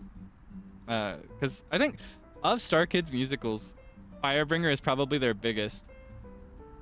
But even then, like among musical theater, right? That's a bit of a niche one. What's that? So there is a musical called Firebringer, and it's about cavemen when they discovered fire for the first time. There are a bunch of cavemen. Each of them have a silly name, silly personality, And one of them, her name is Schwoopsie. And she invented comedy, you know, because they're cavemen. So each of them have invented something new that we all take for granted today. Schwoopsie invented comedy, but here's the thing. She just tells the same joke. So it's not like Schwoopsie's going to tell a joke. It's everybody gather around. Schwoopsie is telling the joke. Like it's the singular joke. It's the only joke she tells. And the joke is like, I was lining up these logs or something like that. And I made a mistake and I dropped the other log. And I said, Schwoopsie. And that's the punchline. It's just Schwoopsie and that's her name. A Schwoopsie. So sometimes thinking of Schwoopsie, I say Schwoopsie if I make a mistake. I can't believe you caught that. That's so goofy. Oh, here's one. I love Adventure Time. What is your favorite song from Adventure Time? Second part of this question was, do you have plans to cover one? That's probably never going to happen. I'm going to set you a realistic expectation. You probably will never see a proper cover of an Adventure Time song. I might be able to do it in karaoke, though, if it's unarchived. I'll have to look into it. Yeah, my favorite song is tough. That's tough. I like a bunch of them. Have I answered this question before in another stream? Because I vividly remember singing this next one. The one that's coming to my mind is, slow dance with you. I just want to slow dance with you. I love that song. I love... What do I love? I like so many of them. I think Time Adventure makes me cry. That's gotta be like really high up. I love Time Adventure. That one makes me really, really emo. I love... I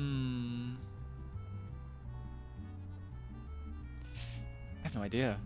I have no idea. It's hard to think of like a number one. There are just so many. I really like the ones that Rebecca Sugar wrote for it, though. I think they're a really, really good singer-songwriter. Have you ever listened to Rebecca Sugar's solo album? Came out like last year, I think. What was it called? Spiral Bound. Is that what it's called? Like a Spiral Bound notebook? I really, really love that one. I got really hooked on the one that goes, good morning, afternoon. Good morning, afternoon. You know that one? I also really love, I'm taking my sweet time. Really, really cute. You should check it out. It's really, really nice. If you like Rebecca Sugar's music, like for Adventure Time and Steven Universe and some other Cartoon Network series, you should listen to their solo album, Spiral Bound. I really, really like that album. Yeah, I looped it too. I looped it for a while. It's very rare that I'll loop an album, but if it's closer to like an EP, right? Because I think that's technically an EP. Zeal has taught me the meaning of EP. If it's an EP, like shorter, it's easier for me to loop it. So I looped Spiral Bound as a whole for a while working when I was pre-debut. Boop, boop, boop, boop. I'm taking my sweet time. So nice. Ooh, okay. You're gonna hate me for this one. Might as well drop it, though. Everybody else has their weird things that they do with their food. Any weird food combos you love? First one I've dropped before. I have a few. I've named this one before. Peanut butter sandwiches dipped into chicken noodle soup. I love it. Peanut butter sandwiches go so well with the broth. Peanut butter goes well in the broth as well. Sometimes I'll just spoon in some peanut butter when I'm making it. Really, really yummy. You should try it before you shame it. Next one, I'll yield is actually pretty bad, but it just brings me comfort because that's just how I ate it when I was a kid. Macaroni and cheese with ketchup on the side. Yup. I don't think it's good to mix ketchup into it, to be clear. I think that'd be kind of gross. That'd be very gross to me. But I sometimes like to I'll have really hot mac and cheese for the main portion of the plate, and then I'll have a tiny little pile of ketchup, just a little piece of ketchup. And I'll fork. I'll get some mac and cheese on my fork. I'll string it up together, and then I'll get a tiny little dip of ketchup. Just a little dip. It's nice. Is that normal? Really? Do people do that? Everyone who's ever seen me do this has shamed me for it forever. They flame me till they're gone. You really see it with ketchup? It's good though. I like it. I was expecting that to be like an explosion. Is that really normal? Huh. Wow. Well.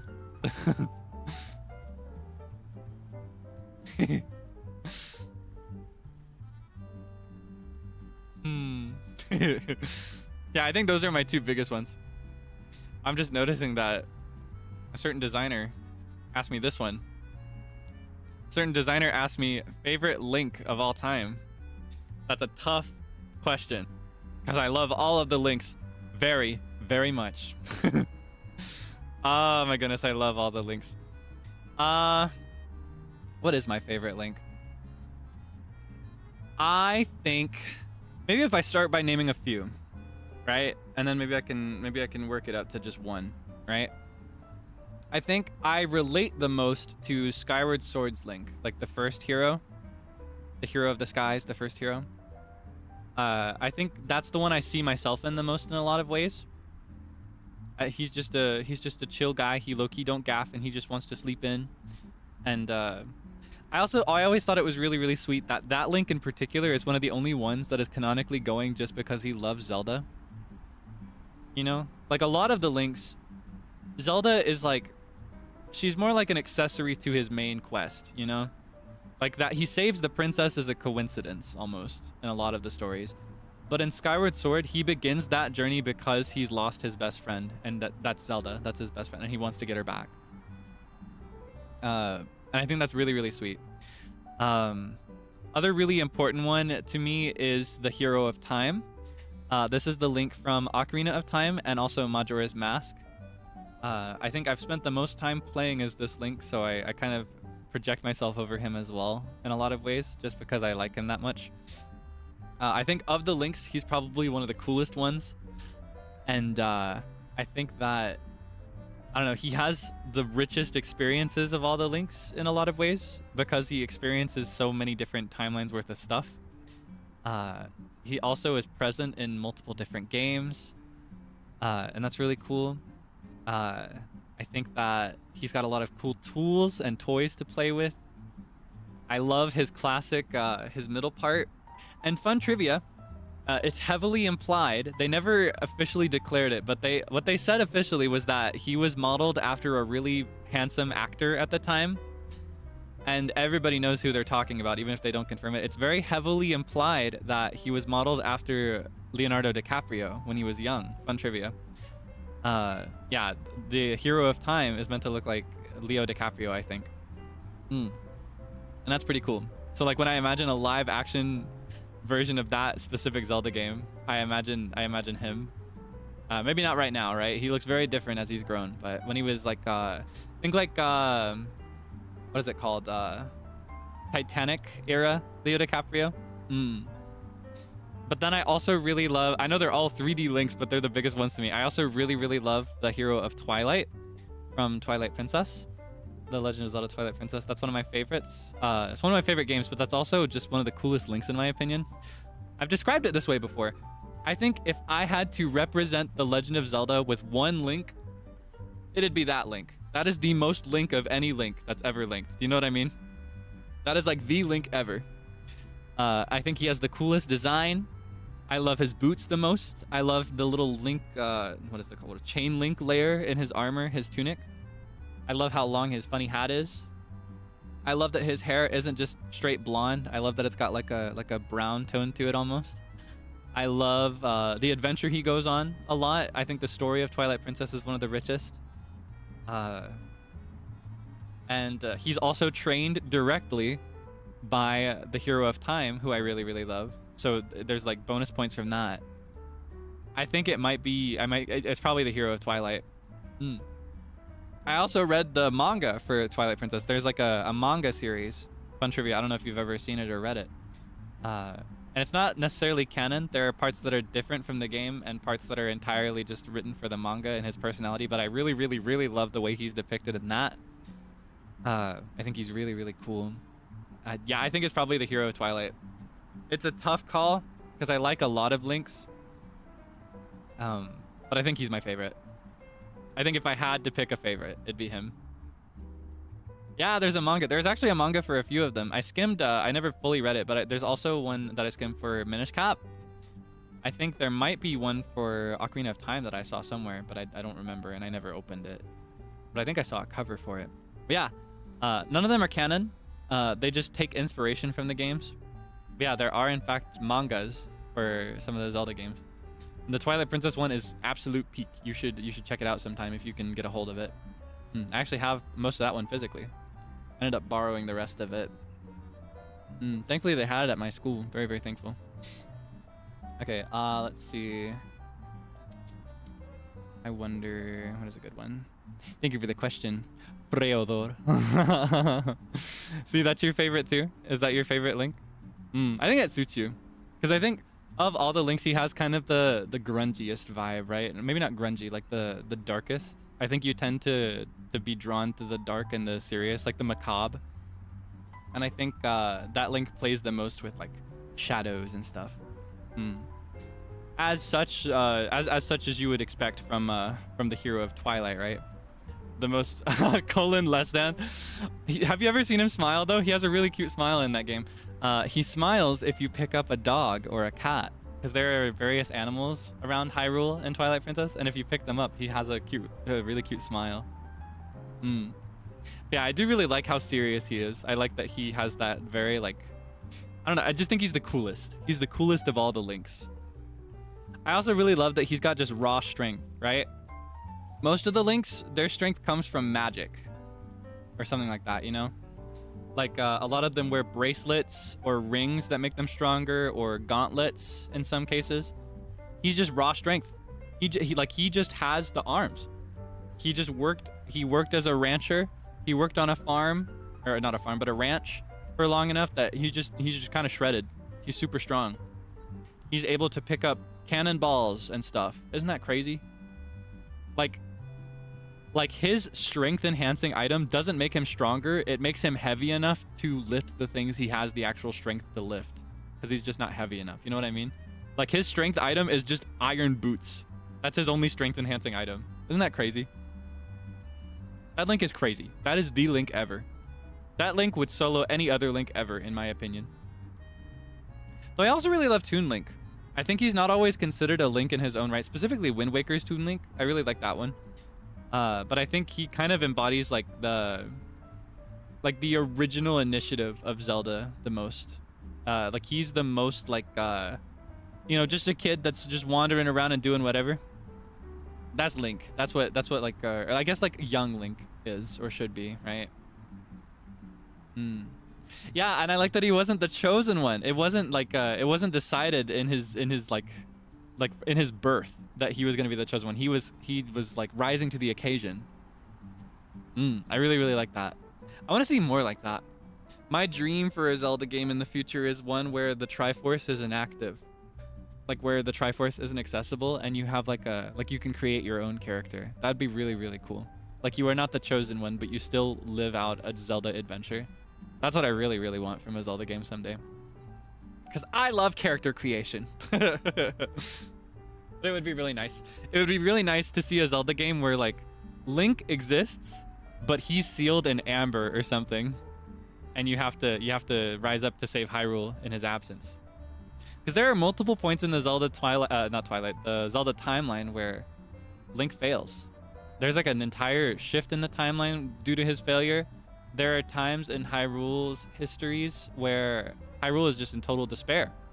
Like the entire precedent for Wind Waker, for example, is that the entire world was flooded. The whole thing was flooded. And there was a big war going on before the flood. Or like in the Fallen Hero timeline, there's just like tons of despair. Monsters are everywhere. Intelligent people are devolving and becoming territorial and evil. That's why River Zoras are so much more aggressive than like the regular Zoras that you encounter in previous games in that timeline. They become evil as a result of the events of the previous games. Yeah, pretty crazy. So yeah, I really like that. I want to see something like that more. That'd be nice. Let's see. This is a fun one. Are there any words or phrases that you have noticed that by the beat has picked up from each other. Wait, let me correct this. Right, the beat. Some, I'm trying to think of if I can name them because I've definitely noticed it and I always find it really, really sweet when that happens.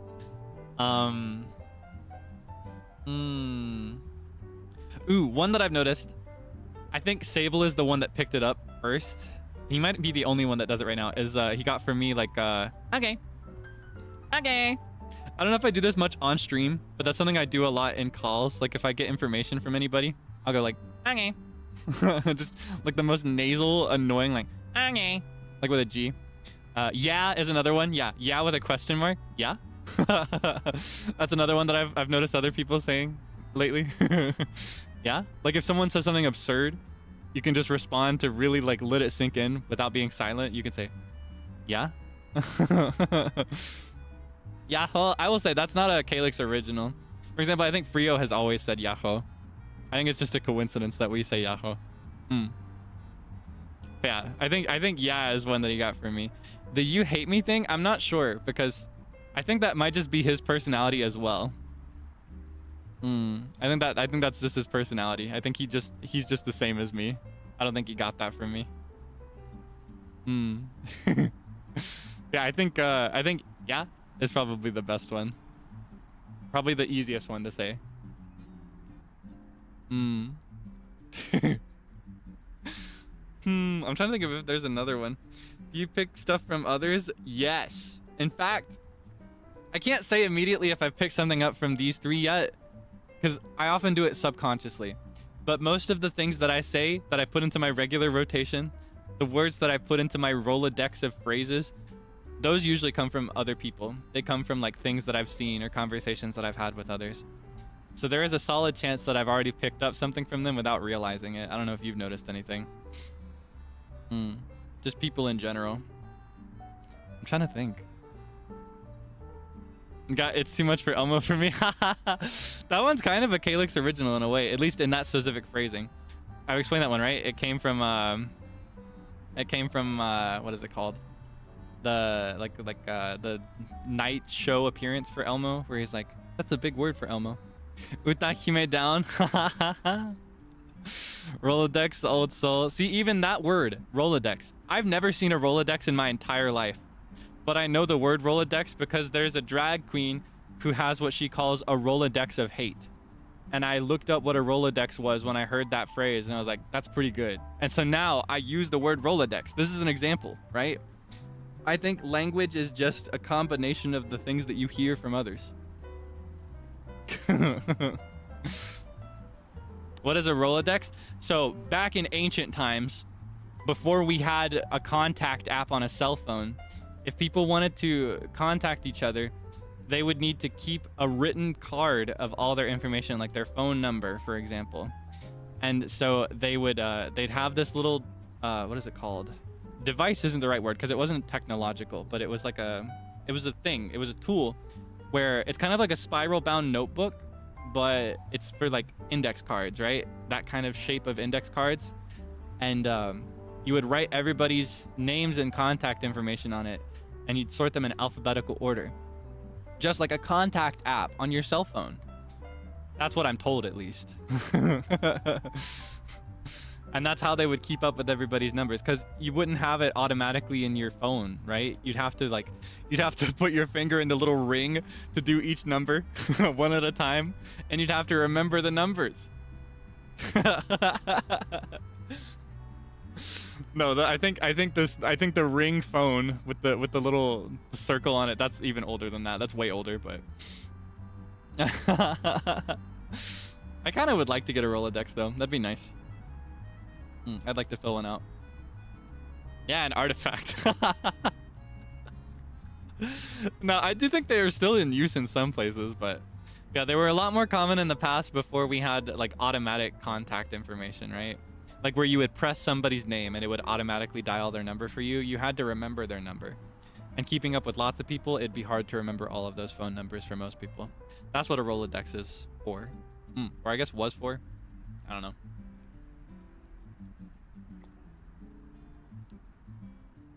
So I guess you could use it for other things as well. You could use it for like non-contact information. Yeah. Not a relic, just analog. I don't know. No, I think I could see myself using one. I'd like to see what one feels like. I feel like, because I've only seen pictures of it. I've never seen a Rolodex in real life. I feel like it would be so satisfying to flip through, wouldn't it? Because one of my most satisfying things that I love to do is I'll love to like get a book and just flip back and forth with my thumb. It feels so good. I'd love to do that. Let's see. Let's find another one.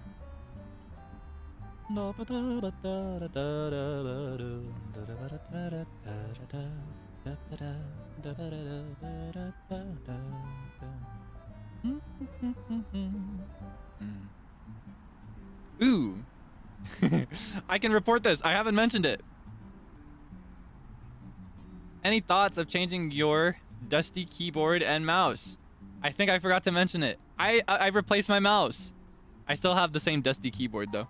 Yeah, I replaced my mouse. I think Frio talked on his stream about how he got a recommendation from Shu and Claude, the FPS gamers who are gonna be the mouse experts. I asked Frio for a recommendation, and he was like, "Oh, well, if you're having this issue, because I had the same issue he did with my scroll wheel, where I would scroll down and it would mostly scroll up, and vice versa, and it would be inconsistent enough that I couldn't just reverse the direction of where I was scrolling to control it. It was just unusable."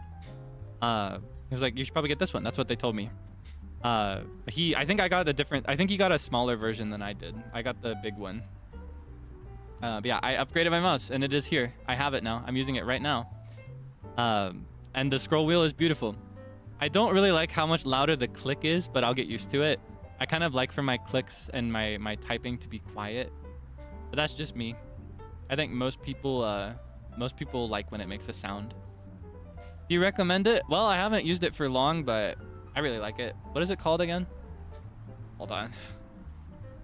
I'll find the name for you. I'm very unknowledgeable when it comes to this stuff. I live just by recommendation. I'll ask someone, I'll give them my budget. I'll tell them how much I'm willing to spend and what I need it to do. And then that's it. Okay, hold on, give me a second. Okay, Endgame Gear XM2W. I got the wireless one. I thought about getting a wired one, but in the end, it's probably better to have it wireless, because even with the wireless version, it's not a battery-powered mouse. You charge it yourself with a little cable, so I could just plug it in all the time if I wanted a wired mouse. I'm using it wired right now, actually.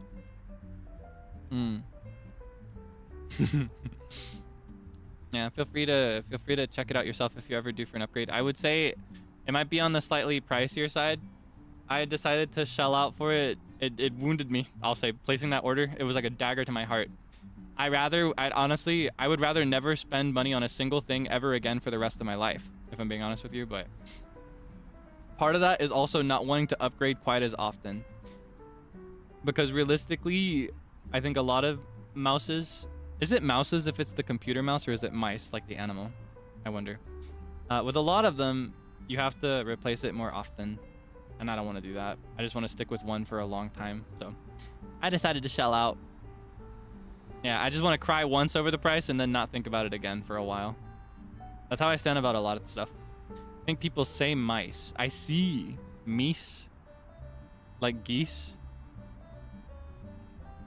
That makes meese sounds like it would be like a plural for moose. Meese? But moose is just moose. I feel like it should be mooses though, but it's moose. One moose, two moose. Multiple moose, many moose, I think. Or is it just deer that is like that?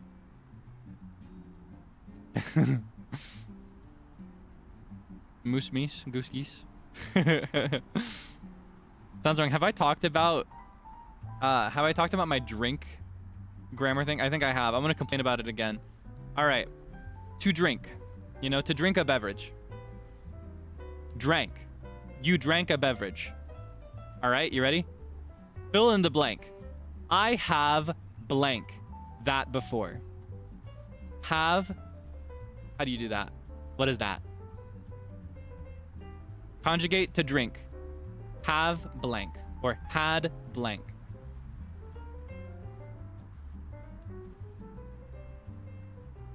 Yup. So had drank is correct. Isn't that disgusting? Isn't that just revolting? Don't you hate that? I have drank. I have drank soda before. What? Absolutely not. If I was in charge of English, it would be I have drinking this before, but it's not. Right? Isn't that disgusting? Which one is the correct one? Had drank. Drank is correct. Have drank. Had drank. Drunk is not correct. No, drunk is not correct. I think you can say it, but it's not the grammatically correct one. Drunk is used for like when you are drunk, like when you've had alcohol, when you're inebriated. Drinkin' should be a word, but it's not. It's not a word. Drinkin' is not correct. But if you ever hear me say, I've drinking this before, I've never drinking alcohol, that's because I'm autofilling. Because most had or have words in English, they will end with en. It'll be like the regular, like the base form, like to blank, en. That's how they'll conjugate most verbs like that. Like to eat, right? I've never eaten this before. Eaten, have eaten. Not have ate. I have ate that before. Wrong. I have eaten this before. Mm-hmm. Seikai. Why? Why? I don't know. There are other ones though. Like there are other ones where you just use the regular one. But those are usually the ones where it ends with ed, right? Like to dance, for example, right? I've danced this dance before. That's fine because the past tense is danced with an ed. But if it's like drank or ate, usually it's going to be like the regular form with an en. I hate it. I hate it. I hate it so bad. I hate that. That's revolting.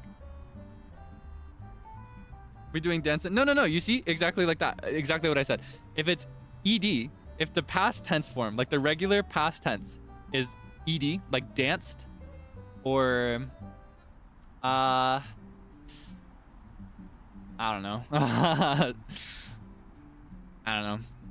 don't know. That's just what I think. There are still exceptions. And there are some that I agree with, like sing, sang. I don't know. I hate this language. I hate English. I hate it. I have thinked. Thought. You thought.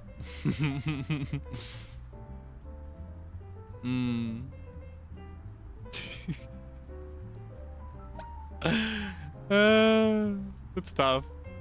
It's a tough language. I have a lot of respect for people who go out of their way to learn English when it's not their first language. Because speaking it as my first language, I still get frustrated with it. Ooh.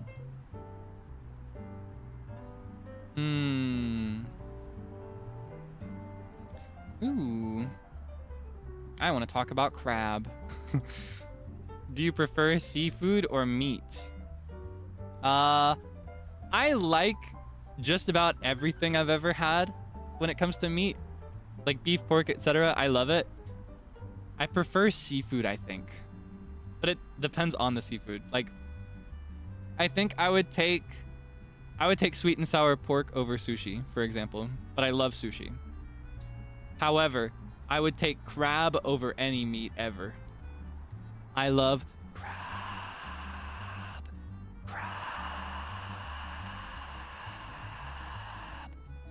I love crab.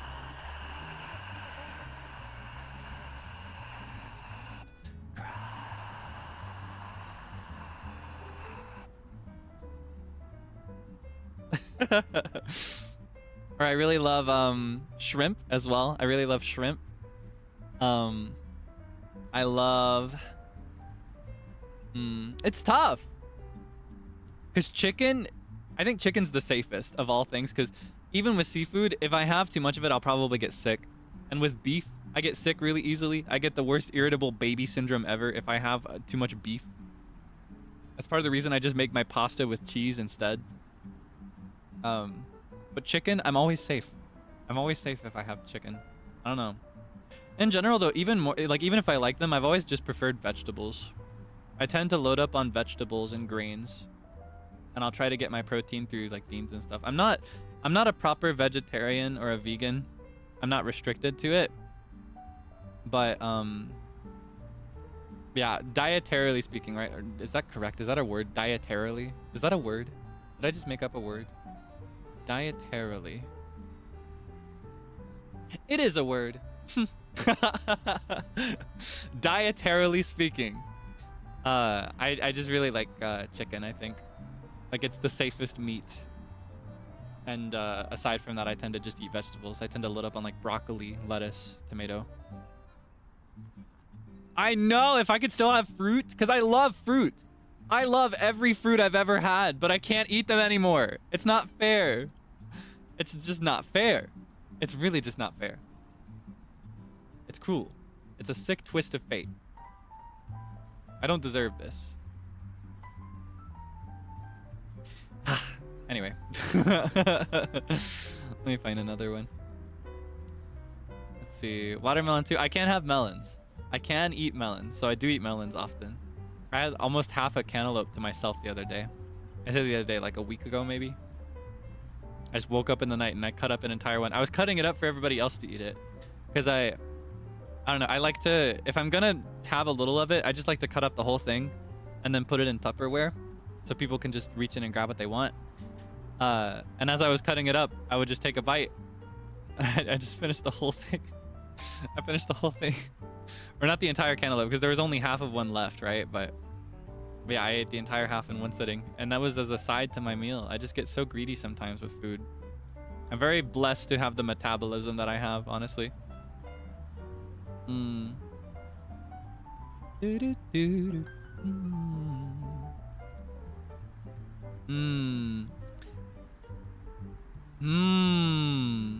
Somebody's asking who, I'm not going to put it on screen because it's a quick one, but I'm curious what you think. I'll ask you this while I look for another question. They ask who the scariest would look in By the Beat if they made an angry face. I feel like it'd be me or Seible. What do you think? I think it'd be Seible, probably.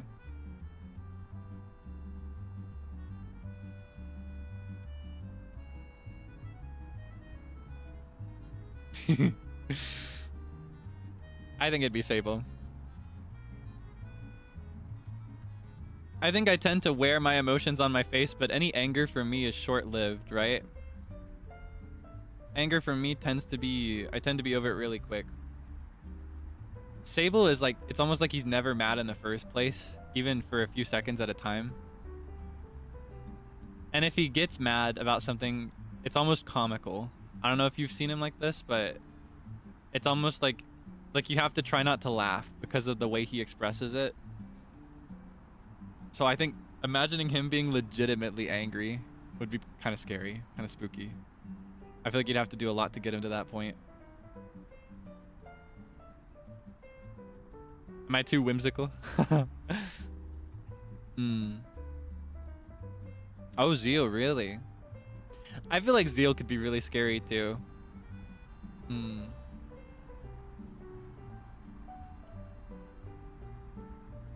I think Zeal has like a scary aura that comes out sometimes. Someone asks if my white hair came from Mr. or Mrs. Debonair. Neither, and neither of them have white hair quite yet. It's dyed. It's dyed. My natural hair color is a little bit darker.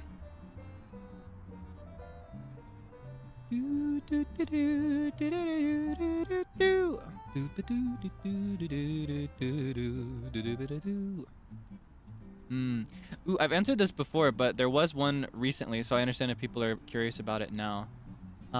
Will there ever be a drinking stream? Maybe never. Maybe never.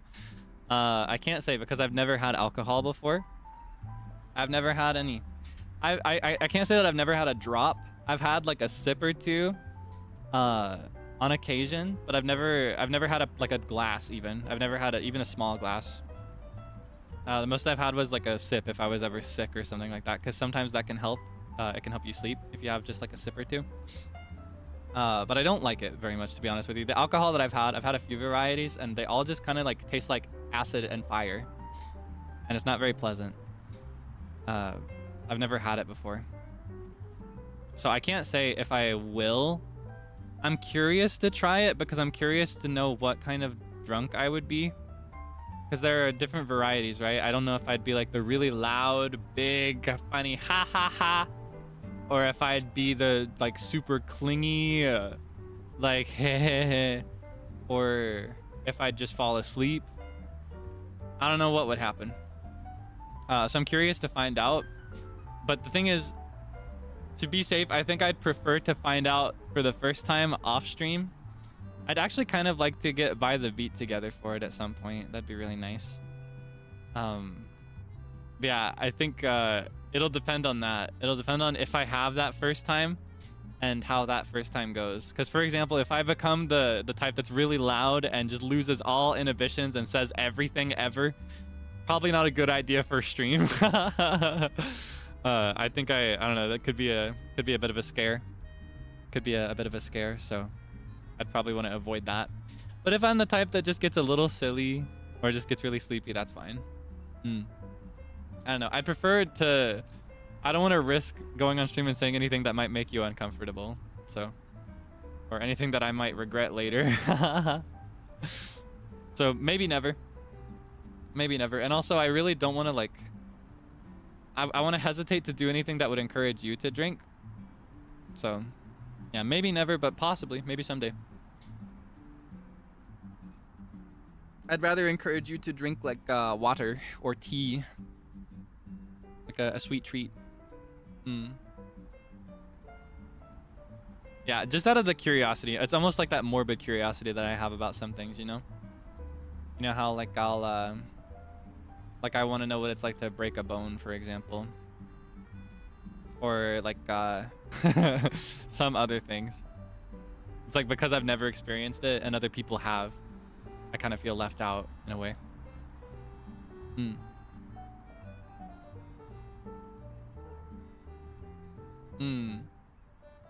Don't ever get blackout drunk. See, that's the thing. I don't want to be, but I wonder what it's like, you know? I wonder what it's like, so maybe. I think I could only do that if I were with people that I really trusted and that I knew would forgive me for that, though. Because I think it's a really... Honestly, I think it's a really selfish and irresponsible thing to do. To get that drunk around others and to have them take care of you. So I would need somebody to, like, be totally on board with that if I ever went that far. I don't know if that's, like, a cruel thing for me to believe. Like, I've never taken very kindly to, like, drunk texts as well, for example. I'm not a big fan of it.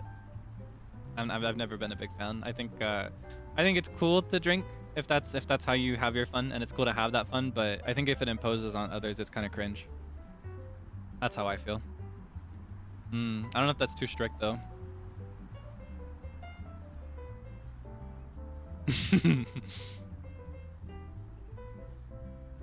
Yeah, I gotta be more mindful, right?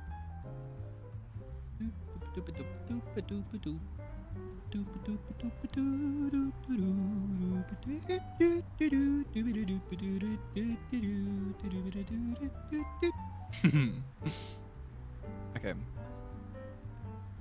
Let's answer one or two more. Let's answer one or two more questions. Because I do need to wrap up pretty soon. Otherwise, I probably will struggle to do karaoke tomorrow. Let's see.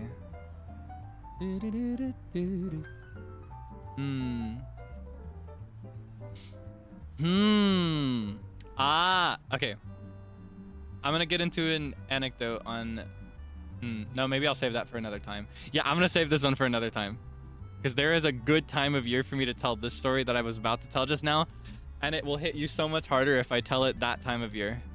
Sorry, I realize that's like that annoying, mysterious thing that I hate that other people do. I have to do it this time. But know that it's not because I'm keeping a secret. It's because it will make you laugh so much harder if I time it right. So you'll learn in the future. And you won't know that it was this thing that I'm mentioning right now, but you'll appreciate the timing if I tell it then. So I'm gonna wait. I'm gonna wait to tell that story. Okay. Let's see.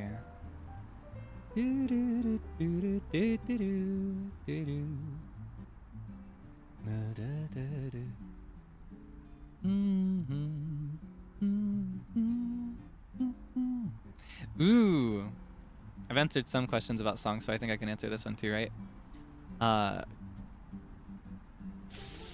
Favorite favorite Over the Garden Wall song. Favorite song from Over the Garden Wall. I love Over the Garden Wall. I watch it every year.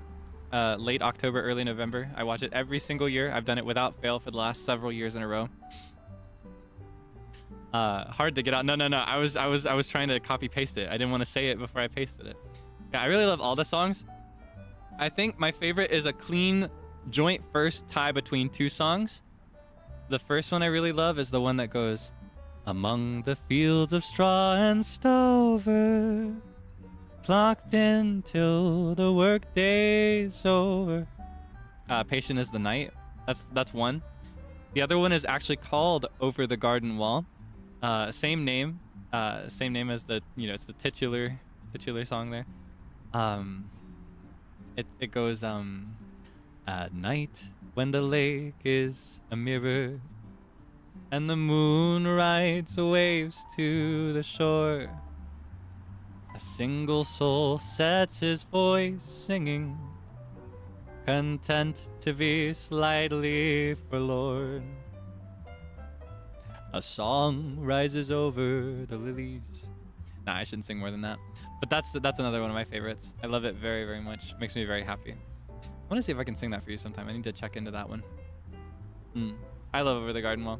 Yeah, those are my... I couldn't name one over the other, but those are above all the other songs for me. Those two. I love them both. They both bring me great comfort. Let's find a good last question. Ooh.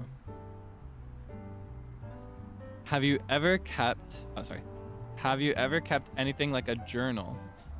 Yes, I kept a dream diary for like a year, and then I'd let go of it forever, and I've never picked it back up again. I really want to pick it back up again, because my most vivid dreams that I've told you about before, actually, I only remember them because I wrote them down in that diary. I wrote them down in that dream diary, and that's why I remember. I remember my system was I'd wake up, and I'm not fully awake yet. I'd still be groggy. My eyes are still like half open, and then from there I would just speed write it. But it was a private account on Twitter that only I had access to. And the reason I made it a private account on Twitter is because I wanted the word limit. Because I found that when I kept a dream journal in my notes app, I would ramble on for way too long, and I wouldn't understand any of it later on when I woke up. But if it was an account just for me on Twitter and I had the word limit, I had to articulate my thoughts in fewer words. And it was always so much easier to understand later on. So that's what I did. I still have that account. Maybe I could read through it sometime. Tell you about some of my old dreams. Yeah, I'd like to pick it back up again.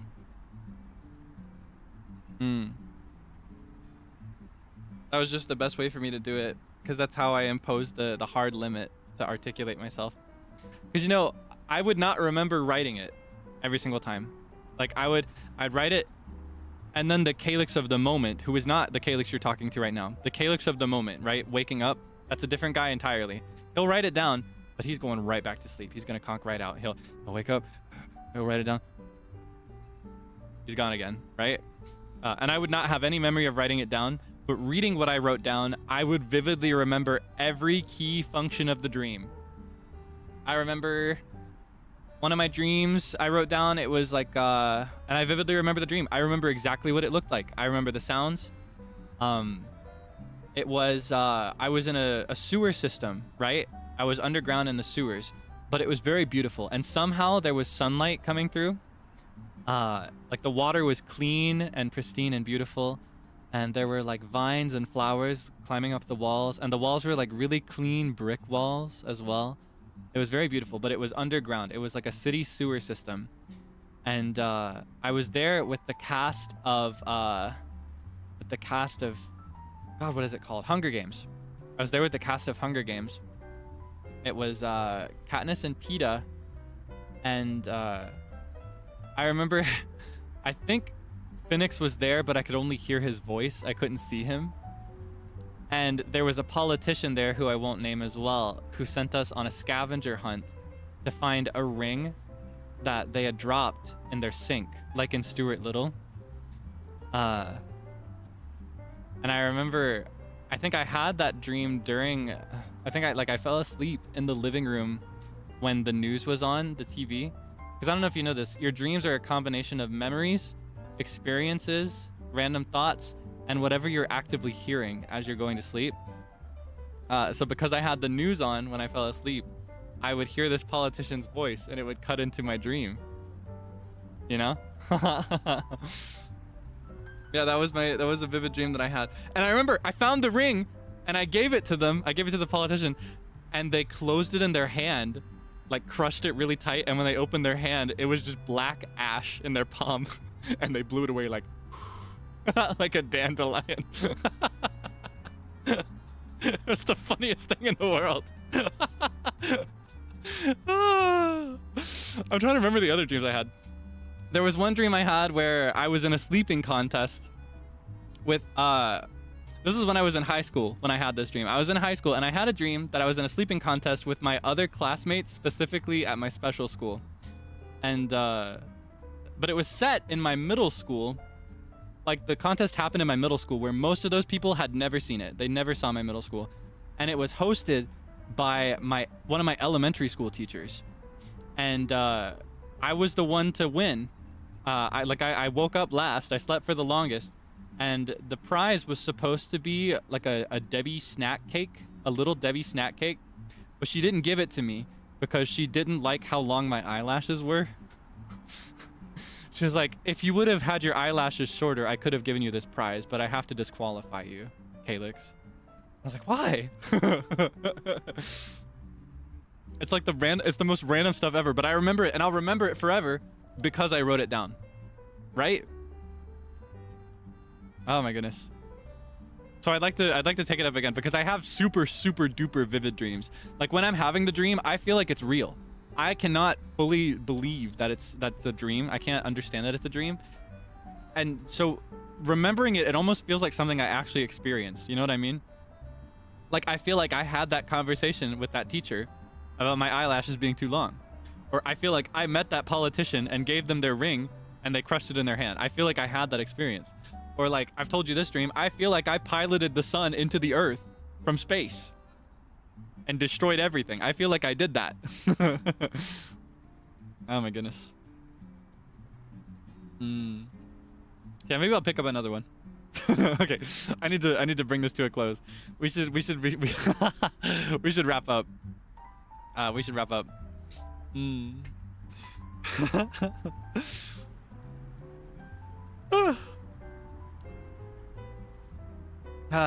Okay. Let me I'm not gonna show you my schedule because it's just one more stream left this week, but I'll tell you about it. Actually, wait, maybe I can show it to you. Hold on. I think I have yeah, I have this. Okay, I still have this. So today we had a little chat. I hope that it could make up for my 2 billion year absence earlier this week, where I was gone for 1 million years and you were left alone and cold and hungry and dehydrated in the cold night of the desert, just stung by the wind itself, scorned by everything in this world without me there to keep you company. I hope that today could alleviate that pain, that woe. Sorry to inflict this upon you. Oomph. Anyway, I hope you could have fun. I had a lot of fun. It made me happy to hang out properly because I miss just chatting like this. So tomorrow we'll have the last stream of the week, and then I'll have to get the next week's schedule figured out. But it'll be another unarchived karaoke stream. Yippee! This one will be themed around musical theater.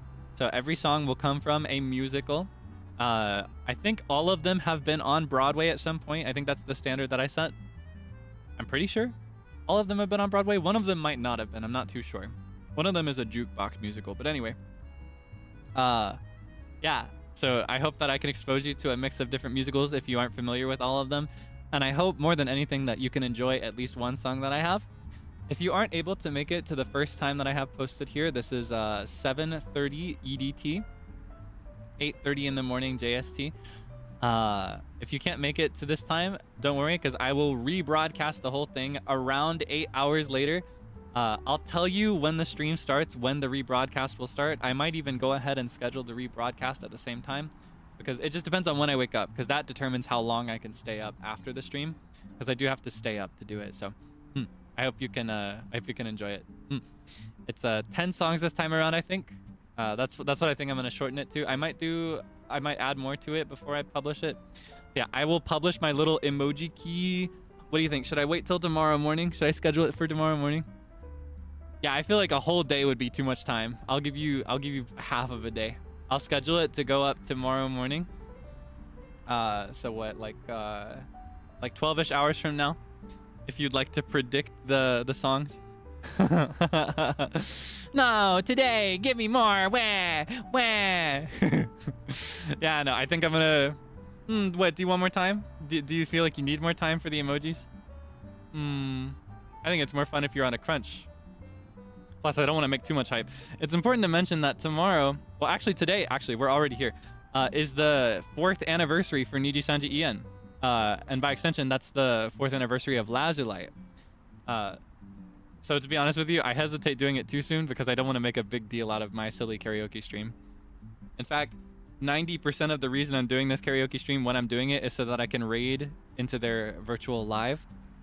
So please, if you make it to the first karaoke, I would love it if you could also stay for their concert afterwards so that we can all show them support. I'm really, really excited to see the whole set list. I've only seen a little bit of it, and what I've seen was really, really, really cool. You gotta be there. You can't miss it. But yeah. So I think I'll schedule it to go up tomorrow morning, maybe. I'll make up my mind after the stream's over. Maybe I'll give it to you early. Maybe. Or you know what? Maybe what I could do. I gotta make a decision, and I gotta make it now if I do this. All right, here's what I'll do. I will show it to you right now, but I won't post it at all. Maybe is what I'll do. Or maybe I'll show it to you right now, but I'll only show you the first few songs to give you an example so you can warm up. You know what I mean?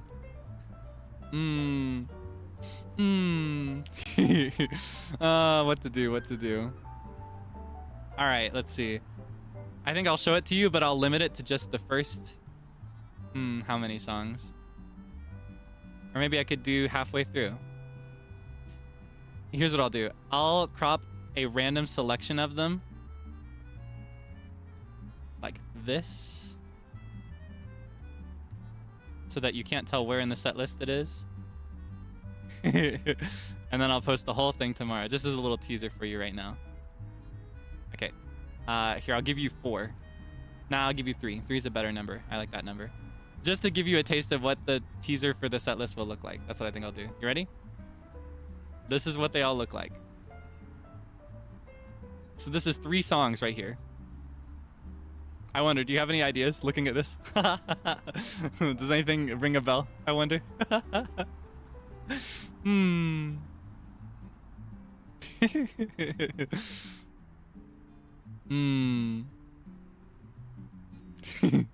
Yeah, I think I'll schedule that for tomorrow morning.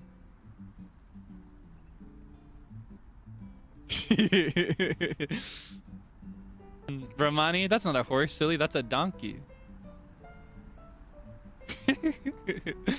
All right. Yeah, this will be tomorrow, so I hope you can look forward to it. I will do my best to give you a good show. My voice is under some stress lately, but I think I've rested enough to do my best. All right. That will be everything for this week. Let me find somebody to redirect to. And we can end the stream for today. Are they still doing the cook-off? I need to raid into that if that's what they're doing. Let me see.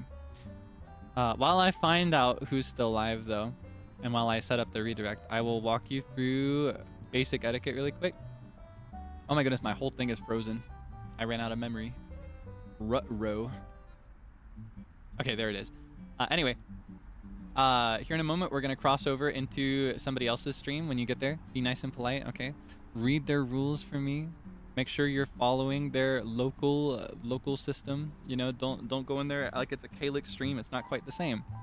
You want to be cool. You want to be courteous. You want to be polite, etc., etc. Okay, they're still going. We're gonna raid into Miss Illyra Pandora's POV of the cook-off. They're doing in Minecraft Enchanted RP server. They're doing a cooking contest called Niji Cooked to celebrate the 4th anniversary of NIJISANJI EN and also Lazulite, as I mentioned. So let's go support that. I think they may be well through the challenges by now. I was watching that before setting up. I actually almost started late because I was watching it at the time. And they were around the first round at that point. So they may be through it now, but either way, even if we go into the tail end, they can just send you somewhere else. All right, so be nice and polite when you get there, all right? All right, thank you for hanging out with me today. I had a lot of fun. I will see you again tomorrow, all right? Thank you so much. Love forever. Bye-bye.